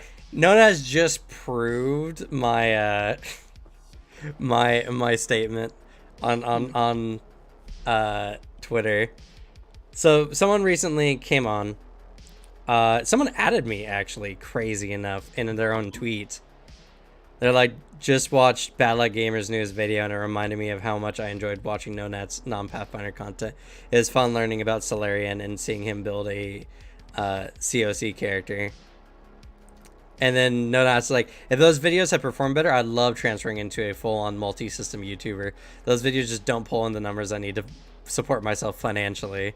Yeah, exactly. Especially Cthulhu underperformed like mad. It's really unfortunate because I love those vids. Exactly. That is the sad shame of things. That is the I'll retweet this, why not? I would love to comment on it, but no Nat's commented on it, and I don't want to like shit in his face being like, oh well, just stick it up for the hobby, bub. So that would be kind of a dick move. But that does prove my point. Like, yeah. Exactly. Which is, yeah, it's not, like, I completely understand. It's not the most, like, financially responsible move, especially if you're making your life on that, and I understand. But the hobby ain't going to change with that kind of mentality. But I have a privileged position to look on that because I have a spouse who's helping me pay for everything, so. Yeah, it's the mentality of I need to survive. Which is sadly a bad mentality people have to have. God, the fucking Steam thing is just not working. I think it's just your internet, man. My internet's cracked. You keep saying this, and it keeps getting proved otherwise. My internet's very good. You keep saying it. Recently. But yeah, I need to actually watch the latest Adeptus Ridiculous thing. I haven't watched them too much, but apparently Bricky they reveal it, the poster every video, and they were saying that Bricky was not happy to see the fucking furry space wolf. And yeah, then immediately proven to be a great business decision.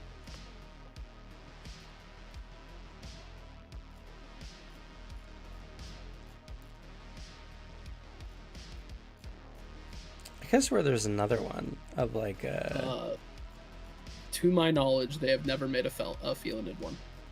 I could have swore. I can tell you that they have not. Because the last one they did was the Femboy Thousand Sun. That might be the one you're thinking of. It was a no. I remember a Felinid in like a guardsman uniform. There is a Catboy guard. There's a Catboy guardsman. I will say, I'm not finding on Bricky stuff. So no, I'm just saying that one is it's just Catboy guardsman and Catboy Space Marine.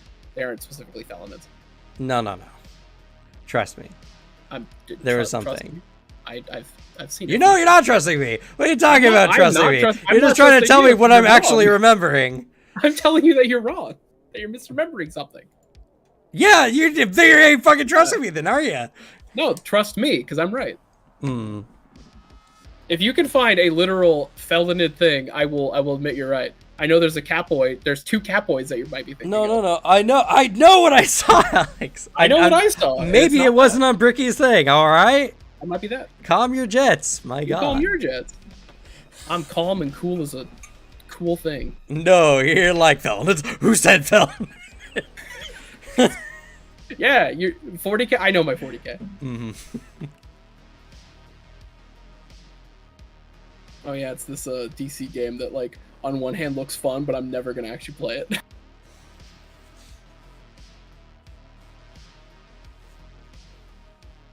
I will say it's probably better than Arkham Knights.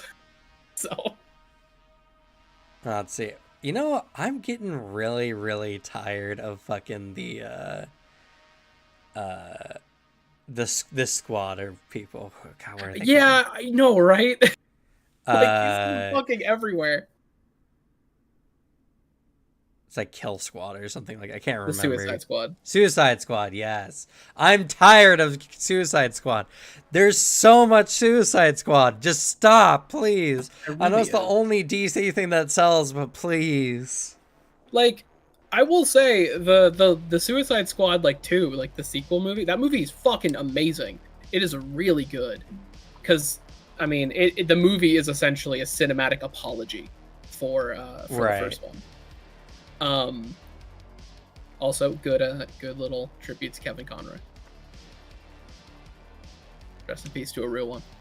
But yeah, I completely agree. Like after like the Suicide Squad movie, like that new one, I'm like, all right, I'm kind of done with Suicide Squad. I want to see something else. they have so much Suicide Squad. Which I mean, like, and I'll say Peacemaker's a great show.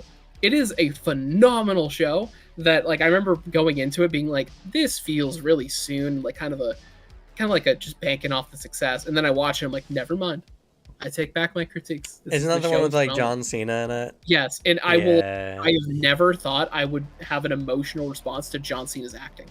Fair. There are parts in that show where I'm like, John Cena's a great actor. He's a good actor. Very good.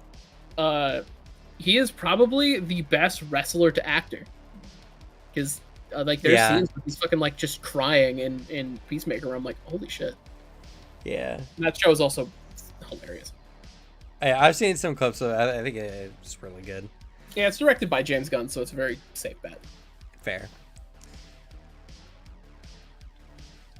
But yeah. Can we just get like more decent? Can we get like new characters? Can we literally do anything new or just make something good? Fuck. Like, I mean, like Arkham Knights, I will say, like, oh hell yeah, we get to see the Bat family. That's so cool, but the game sucks. Because like, yeah, I'd love to play as Nightwing. Nightwing's like my favorite.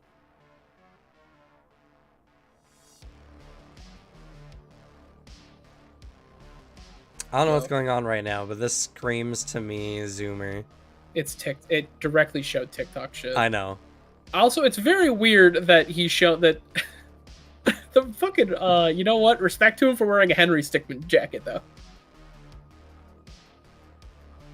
Yeah, it's typical like the Zoomer ads.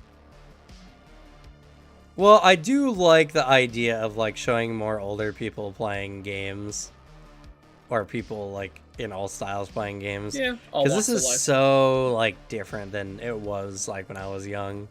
Everyone can play a video game now. Yeah, they just need like more representation. It's like the whole bullshit of like, oh, animation is just the movies adults put up with, and it's just like, fuck you. No, they're good. They're good. What are you talking about? Yeah. Some are bad, some are good, just like movies. Yeah. Literally just like anything else. If anything, animation's better because then you don't see the same 5 faces all the time. Yeah. Tom Holland and everything. Yeah, for real. I absolutely fucking adore the ongoing joke of fan casting Tom Holland as every role. Yeah. So there was the fucking, I absolutely love it. It was this TikTok I found where it was like, my dream cast for the God of War Ragnarok movie, and it's Tom Holland as Kratos. Yeah. Zendaya as Atreus. Like, it was like, and then like Christopher Hemsworth as like Odin. I forget who was Thor. It was someone who's like not like they're all the thing. It's like obviously Marvel characters that aren't them. But right. I love that joke of just like the like fan cast of people who've only seen Marvel movies. Yeah. It's it's silly. But you know, some good stuff has been put out, like especially around like Marvel and stuff like that. Like I'm happy that at least one side of the comic industry is getting some good love, even if they're milking it to death. Apparently, they're changing how the next phase is going to go out with that. They have one of the older directors back in the head of things, and they talked about how they want to go for more quality over quantity. Good, please. Yep. My God, like, which hopefully, because I mean, I've nothing of note that I've ever like I cared about. You know, like even the only thing that came out of the past phase that I thought was in any way interesting was Moon Knight. And Moon Knight wasn't even that great. It just had a very great lead actor. I felt paid pretty good homage to just Moon Knight in the comics, and was its own separate thing. It just didn't have like 20 cameos throughout it. Right. That's what made it good. It was just like it being separate and having a very, very talented like star. Because that actor who plays Moon Knight, I love that man. It's Oscar Isaac. I absolutely adore him. Yeah, I don't know. I mean, this is just gonna fall on deaf ears, no matter how you plead to the industry. But they have such a good grip on the Marvel Universe now.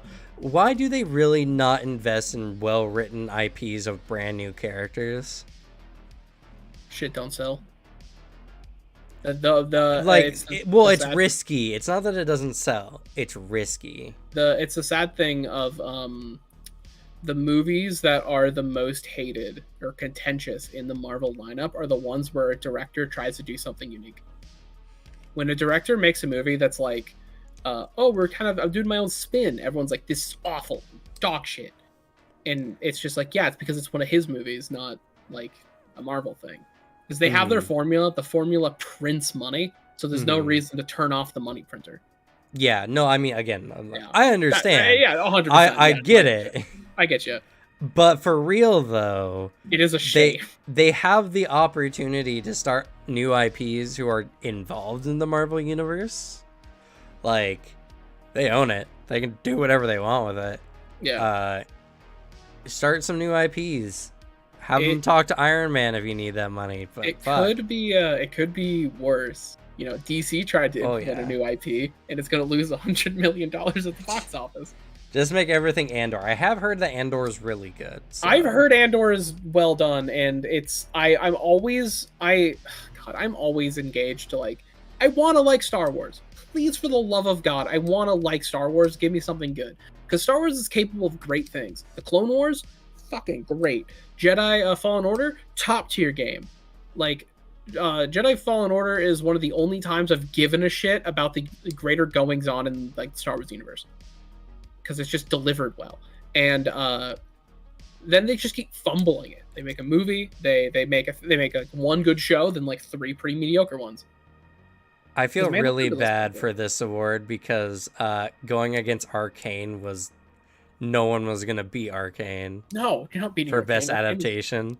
Arcane's one of the best shows that have come out. Did they win? Yeah, I'm pretty sure it was Arcane. Yeah. I mean, I would hope to God it was Arcane. Arcane was so fucking good. Yeah, they did one. It was, I mean, it's Arcane, and then people are being saying that like Edge Runners. You know what? Fair. Edge Runners was good. I don't think it stacks against Arcane. No, Arcane I think is one of the best shows that has released in a good year or two. Yeah, it's a legitimately good show.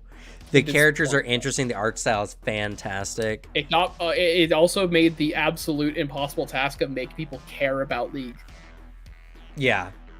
Well, I mean, Edge Runners is the same thing for Cyberpunk, but you know. True, actually. But like, and don't get me wrong, Edge Runners was really good and was the second contender if there were any. But Arcane was so ahead and above that like it couldn't even see the competitors behind it. It was so far ahead. So. Yeah, I think that is honestly though my problem with a lot of Star Wars media is that it's meant to be Star Wars first, then media. Like, I don't like. I guess it's just a problem of like how like Star Wars stuff is like telling stories. A lot of them feel like they're putting on kids' gloves to like talk about stuff. Which, granted, it's Star Wars at the end of the day is for a younger audience, so they're not going to have like. Is it though? Really? I don't think so. I disagree. That's what sells a lot of it. Well, like, okay, kids in everybody. general sell everything. I mean, it's the thing of the I think it comes up is like the people who really loved the mainline Star Wars saw it as kids. People who love the sequel series, which are now currently becoming adults, like me. Like my era was the prequels, and everyone now is like talking about how the prequels are always good. What are you talking about? It's because we grew up with them and all that. It's just like it's primarily aimed to be accessible to a younger audience, and I mean, I don't think it's necessarily catered towards the older audience, but I think 30s to 40s is like their key demographic. I strongly disagree, because like the and all the stuff they're making is this is Star Wars. This is Jedi Survivors. I've been fucking waiting for this game for so long. Let him watch his thing. You get a gun in this game. I also loved this actor who plays like Cal. I love him. Yeah.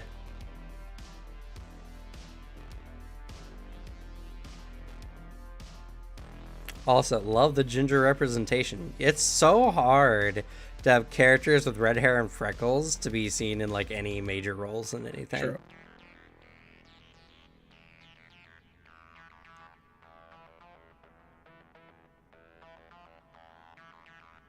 Two lightsabers! Yo, I can have two! Let me do reverse script and I'll pretend to be Starkiller.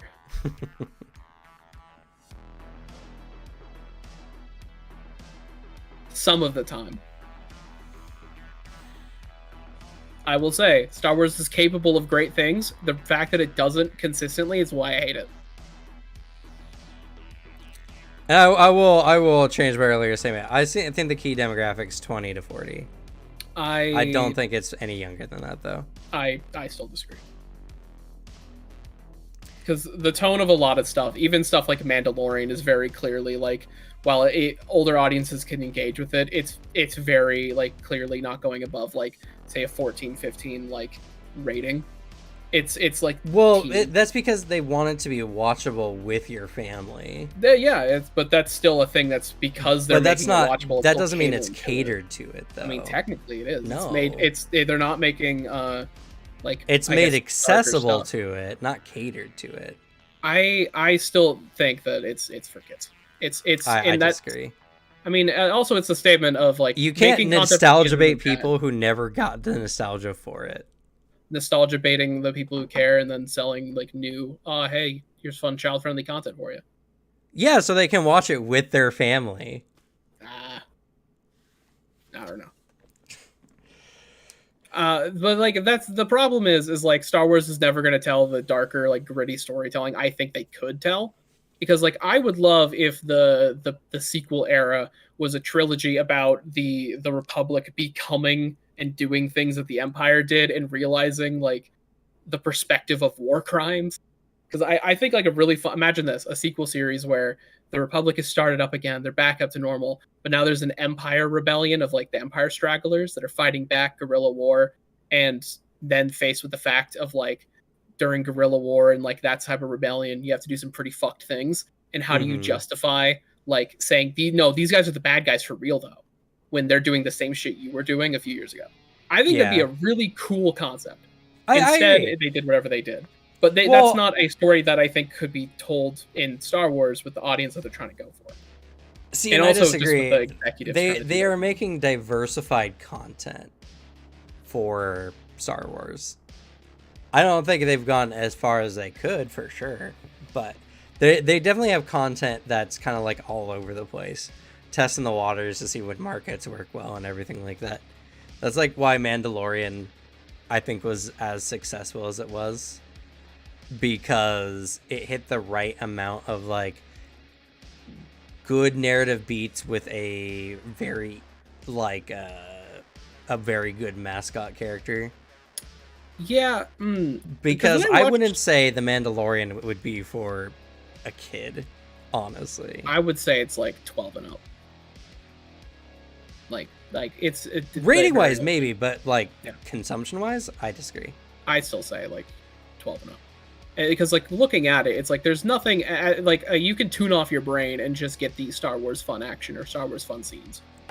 Uh, actually, Grogu that's was the made for thing. kids. I agree. Yes. That the interesting thing about that, the people who made the show, um, I think they've even went out to say like they didn't think Grogu was going to sell as well he did. Which I don't know how Yeah. you think that, because like there was absolutely no marketing material or merchandising material made for Baby Yoda, like when the show was coming out. I think they just thought, we'll just do this thing, and then they're like, they had like the writer like blank space of, oh yeah, people like cute marketable character. Like Yeah. it's that. Like there was no intention of it to be what it was until season 1 ended. After that, 100% that you bank in that. You bank that shit. I will say, like, Mandalorian, like, writing wise, is nothing too crazy or complex. It's also a show I wouldn't say is like phenomenal. I like it because it's the only fun thing, like live action Star Wars media I've seen, where it's like this is just a good time. It's like a space like adventure story, where you're just going around the Star Wars universe with a character that somehow found out how to emote without seeing his face. Impressive. But I would still posit like that shit would be perfect. I would like 10 out of 10 show, but love it if I was like 11 or 12. Like, this is what you do. You're just like, nah, if I was a kid, that's not evidence. That I think that would probably be like the strongest audience for it is like 12 and up. I highly disagree. I don't know. 12-year-olds like Mandalorians. Find me a 12-year-old who doesn't like the Mandalorian.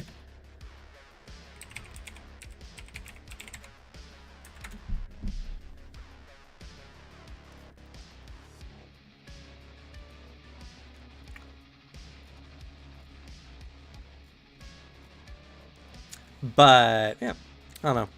Either way, I mean, we can agree to disagree for sure. Oh yeah. Star Wars I fans. I thought this was gonna be a Black Adam thing for a second. Oh wait, we're getting a Dune game? What the fuck? What the fuck? Excuse me? A Dune survival MMO? Fucking what?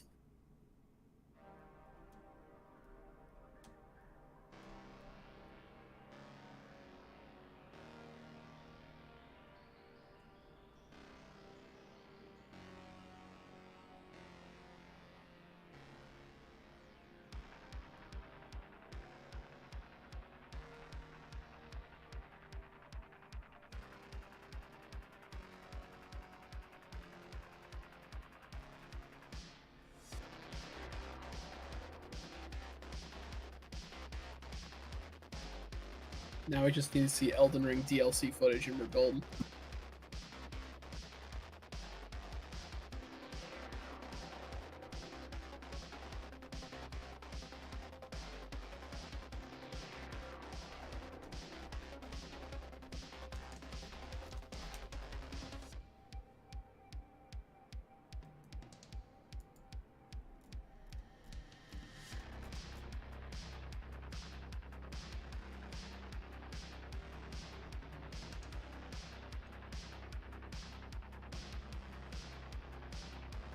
It's not Doom, it's Dune.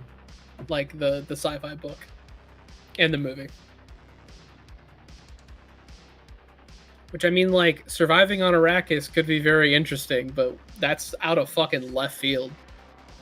I hope that to make your character, you have to do the litany against death, or litany against fear.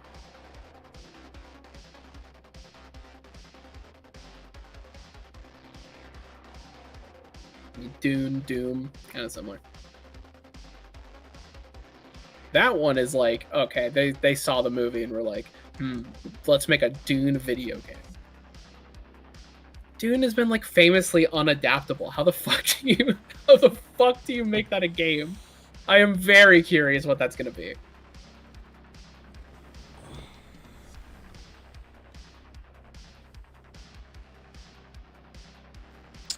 So, from a very good survey, very massive survey for Star Wars, you want to know what percentage of the fan base is teens? That took the survey. Yes. How many? Less than 25%. I mean, what 12-year-olds out there filling out surveys? That's not how the survey works. I mean, I'm just like, if it's like how they get those numbers? It's a really nice long paper. I can send it to you. I know it ain't gonna change your mind. Not in the slightest. I know. They make that media to be accessible for as many ages as possible, and as such, accessible is different than being catered towards. I mean, I guess it's a different connotation to cater. When I say cater, I guess I mean the it's the since it is based. It's content that is meant to be experienced by all ages. That means younger. So it can't. There's like a cap of like, I guess, what's maturity in it, like, you know, teen everyone rating. Yeah, but rating. that doesn't mean it's being catered to. That it's not being designed. I think I used the wrong word. It's just you have a cap. Well, you also said that the majority of the fan base are kids, which is not true either. I still think that that's where they get a good chunk of their shit from, and a lot of the shows are for. I will say Andor does not seem to be for kids at all. That one is like the definite like standout. Not fucking lightest. Majority of their fan base are people who grew up with Star Wars, so people who are in their 20s to 40s. You can't nostalgia bait people who weren't there to get the nostalgia. I will agree to disagree with you. All right, you can agree to be wrong. You can agree to be wrong as well. I'm right. I found the facts. I found a really good survey that was done. I even found a media survey that was done. They ain't out there surveying children, like 5-year-olds. Like, what do you like? That's not how it works. It's by census and area. There's no Star Wars number. I didn't fill out the survey. No one offered me a survey about Star Wars. I would have put not like. A good number of people, majority of the sample size, did not like Star Wars. Good. Funny enough, though, the smallest bracket of people who said they did not like it were the people who were like in the 20 to 30 range or something like that. Star Wars is has like a few good things in their belt. Yeah, I don't know. The more I look into Star Wars, honestly, the more I can say like I think there's a lot of interest and potential there. I think there's some very interesting things, but I think really what Star Wars is just the best sci-fi fantasy out there that's like got wide market appeal. That's the thing that about Star Wars I think that rubs me the wrong way. Oh wait, never mind. Kojima. Fuck this conversation. Kojima. You saw a baby and you're like, Kojima. No, Kojima's name disappeared, but that's also fitting. There's only one man who'd put a baby in a video game. Yep, they're literally. Oh my god, this is a sequel to Death Stranding, isn't it? It is. Yes! Yes! More Death Stranding! Death Stranding's an amazing game. Everyone else is just a hater. I would cry, Devin. Y'all want to see a grown man cry? I would do it right here. I mean, it was kind of MMO-like. I mean, kind of. You just like, yeah, imagine the apocalypse still going on, but you just go to work at UPS and like, you're not delivering packages. You're just like in the office.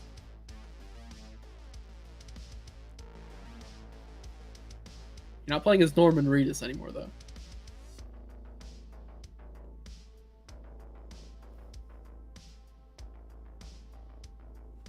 No, don't fucking buffer on me. Holy shit. It buffered for me too this time.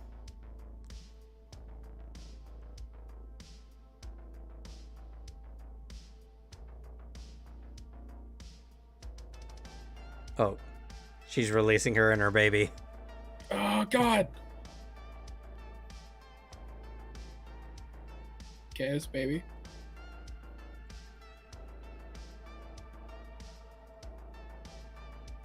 Oh no. Their magic baby powers. Well, there already were. Damn. It is Death Stranding 2. Yeah!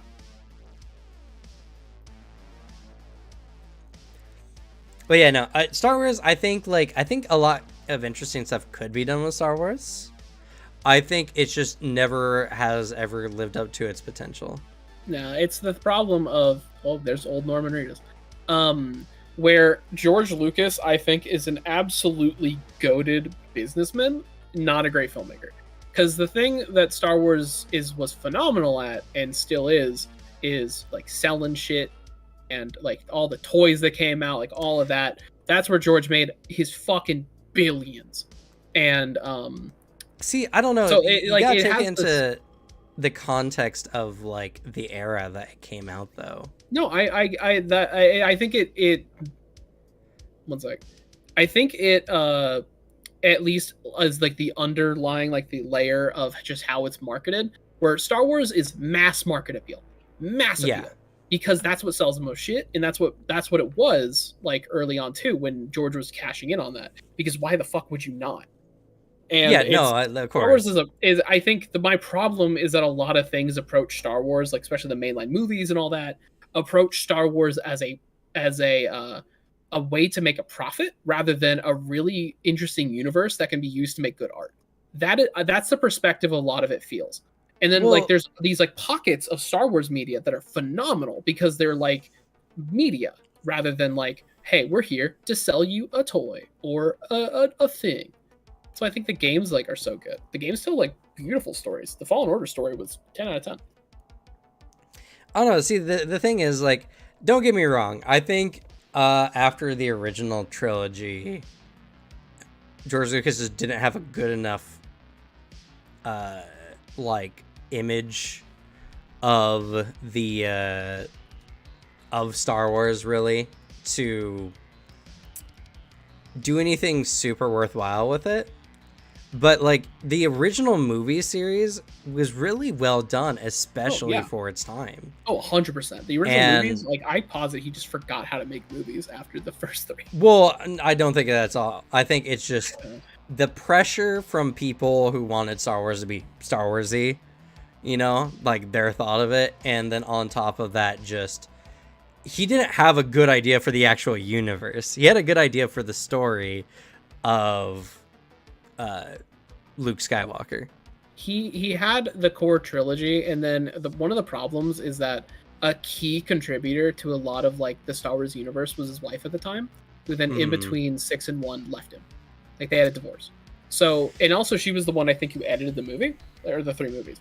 So a key creative in that field leaves, and then you have George Lucas, who, from like seeing like the behind the scenes like documentaries on like the prequels, there's the first one, it's very clear, yeah, he just has ideas that like are like you just hear it like that's not a good idea, and no one will tell him that it's a bad idea because he owns the company and is very stringent of like, we're doing it my way, I have the money. That's just the kind of person he was in like at that point. And I think even Spielberg got hit with that. That was a problem with the fourth Indiana Jones movie. Yeah, it's like poetry, it rhymes. It's like his thing because he made it like he that was a key thing when he wrote the script. And then he wrote the first script and then realized it was dog shit and had to do some rewrites. But like that's the problem. It's just he never had a clear idea, but he knew how to sell shit. And yeah, I mean, don't get me wrong. Like, I agree with that for the most part. I do think that like it's just a guy who did something right. It's like those directors who make one really good movie and then just can't capture that same lightning in a bottle for anything after that. I just think it's the problem is too that George Lucas has a lot of original ideas that just aren't very strong, but he has the money to go with it, and then people can't tell him no. Because, for example, he wanted to, which this one cuts me, he tried to make the third Indiana Jones movie my absolute favorite, way worse than it would have been. Right. I love Indiana Jones 3. It's my absolute favorite. Instead, it was going to be about Indiana Jones romping around in a haunted house. Yeah.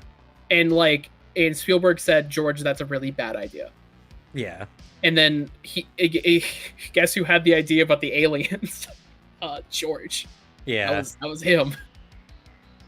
But yeah, that's and then also the fact that like the original movies George made afterwards like are just not great movies. They're not well written. They're not well shot. He made like, and to be fair too, the only original Star Wars movie I like was Episode 5. It's the only one I really like.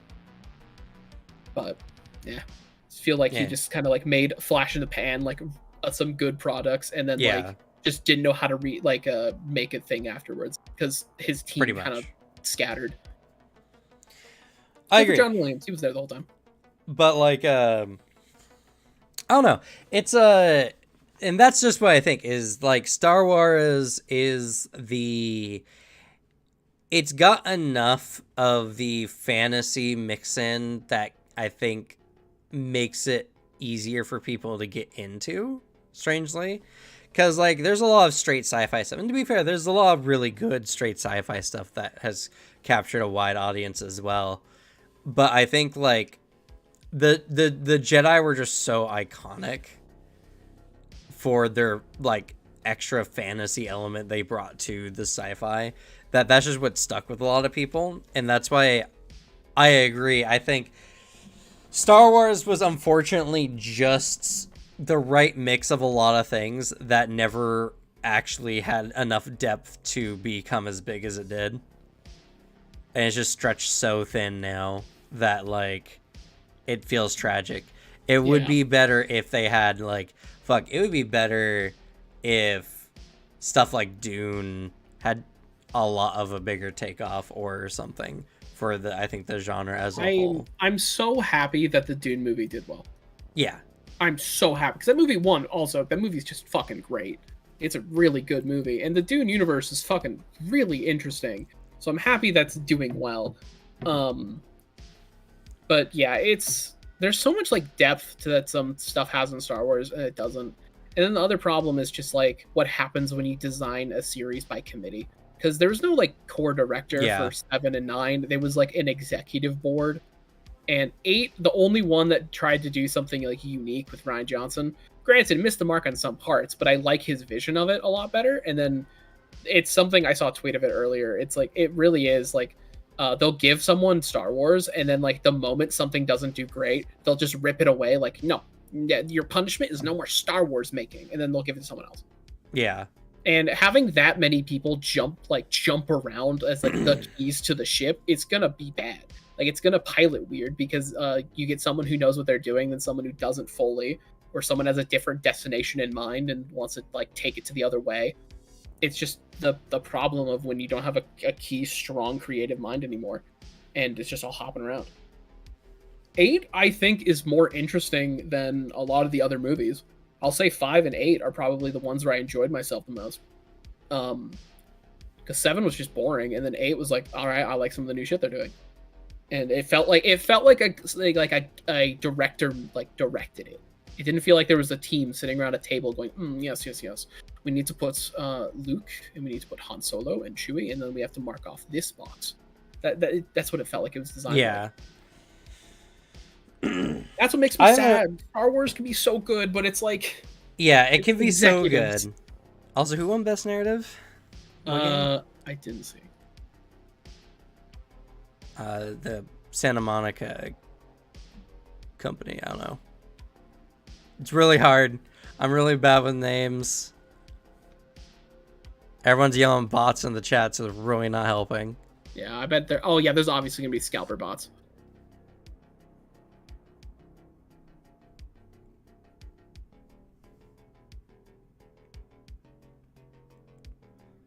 Well, no, they're yelling bots for voting for some of these.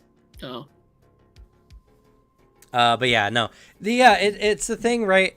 To be fair, it does take a genius to make something that's equally marketable as it is deep. Oh, yeah. That's the problem. Like, people are like, oh, things could be better. Like, I could make a better movie. It's just like, can you though? It's really hard to hit all the marks that make things good. You might do one thing better, maybe, but you might miss another mark instead. Yeah. I mean, I could say like I have a really fun idea for what the Star Wars movie should do, but then if Disney was like, all right, bet here, make us a script. I couldn't fucking do it, not in the slightest. Right. But like, that's the problem is like, there's potential, and it could be tapped into, but like anything can be phenomenal and great. It just needs the right people and the right mind and the right attitude to go into it. And it's just the attitude of make money that is like normally makes things pretty bad, and that's the Star Wars problem. It's the make money franchise. Yeah. But like the thing is, like, you can have your cake and eat it too when it comes to that. You can have something that makes a bunch of money and is just really, really good. It's just really hard to do. It's really hard. Because it's like the tabletop genre, honestly. There's a lot of tabletop games that have really good ideas, but then it's presented in a way, or the game is done in a way that just no one understands, or no one likes it. Final Fantasy, by the way. Yeah, it looks like 16. This might be the first Final Fantasy game. Nope, Tekken. Never mind. Nope. That's Tekken. That is Tekken. Yeah, never mind. I take it back. For a second, that looked like the Final Fantasy. Yeah, it did look very Final Fantasy. I agree. Yeah. That was pretty strange. No, I guess it was Jin. Yeah, Jin Kazuma. Finally, gonna know what happens to the Kazuma family again.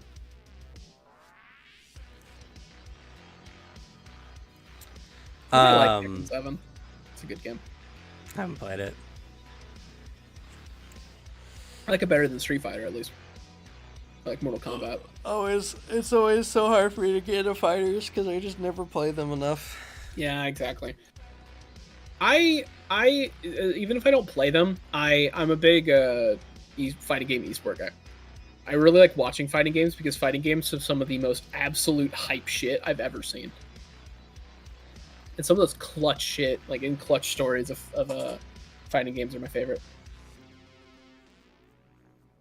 I also like that we've been streaming for 20 minutes longer than normal. Normal, yeah. Well, I mean, like, what else are we doing, right? I mean, I guess we could hop off and play Valheim while watching. Yeah, that's literally what we'd be doing. Just play Valheim and then watching. You know, which, I mean, we can totally do. If you open up that Valheim server. Okay. All right, well, everyone, Alex needs his fix. Yeah, I need to play Valheim. So while I give Baby his bottle, we're going to sign off. Like, I need Valheim in my life. Yeah, Valheim. I prefer the analogy that I'm a drug addict more than I'm a baby. Yeah, I'll take that. But it's funnier this way. Yeah, I guess that's fair. I'm a big if SSB. I hope you're Super Smash Bros. I'm a big Melee fan. I like Melee tournaments.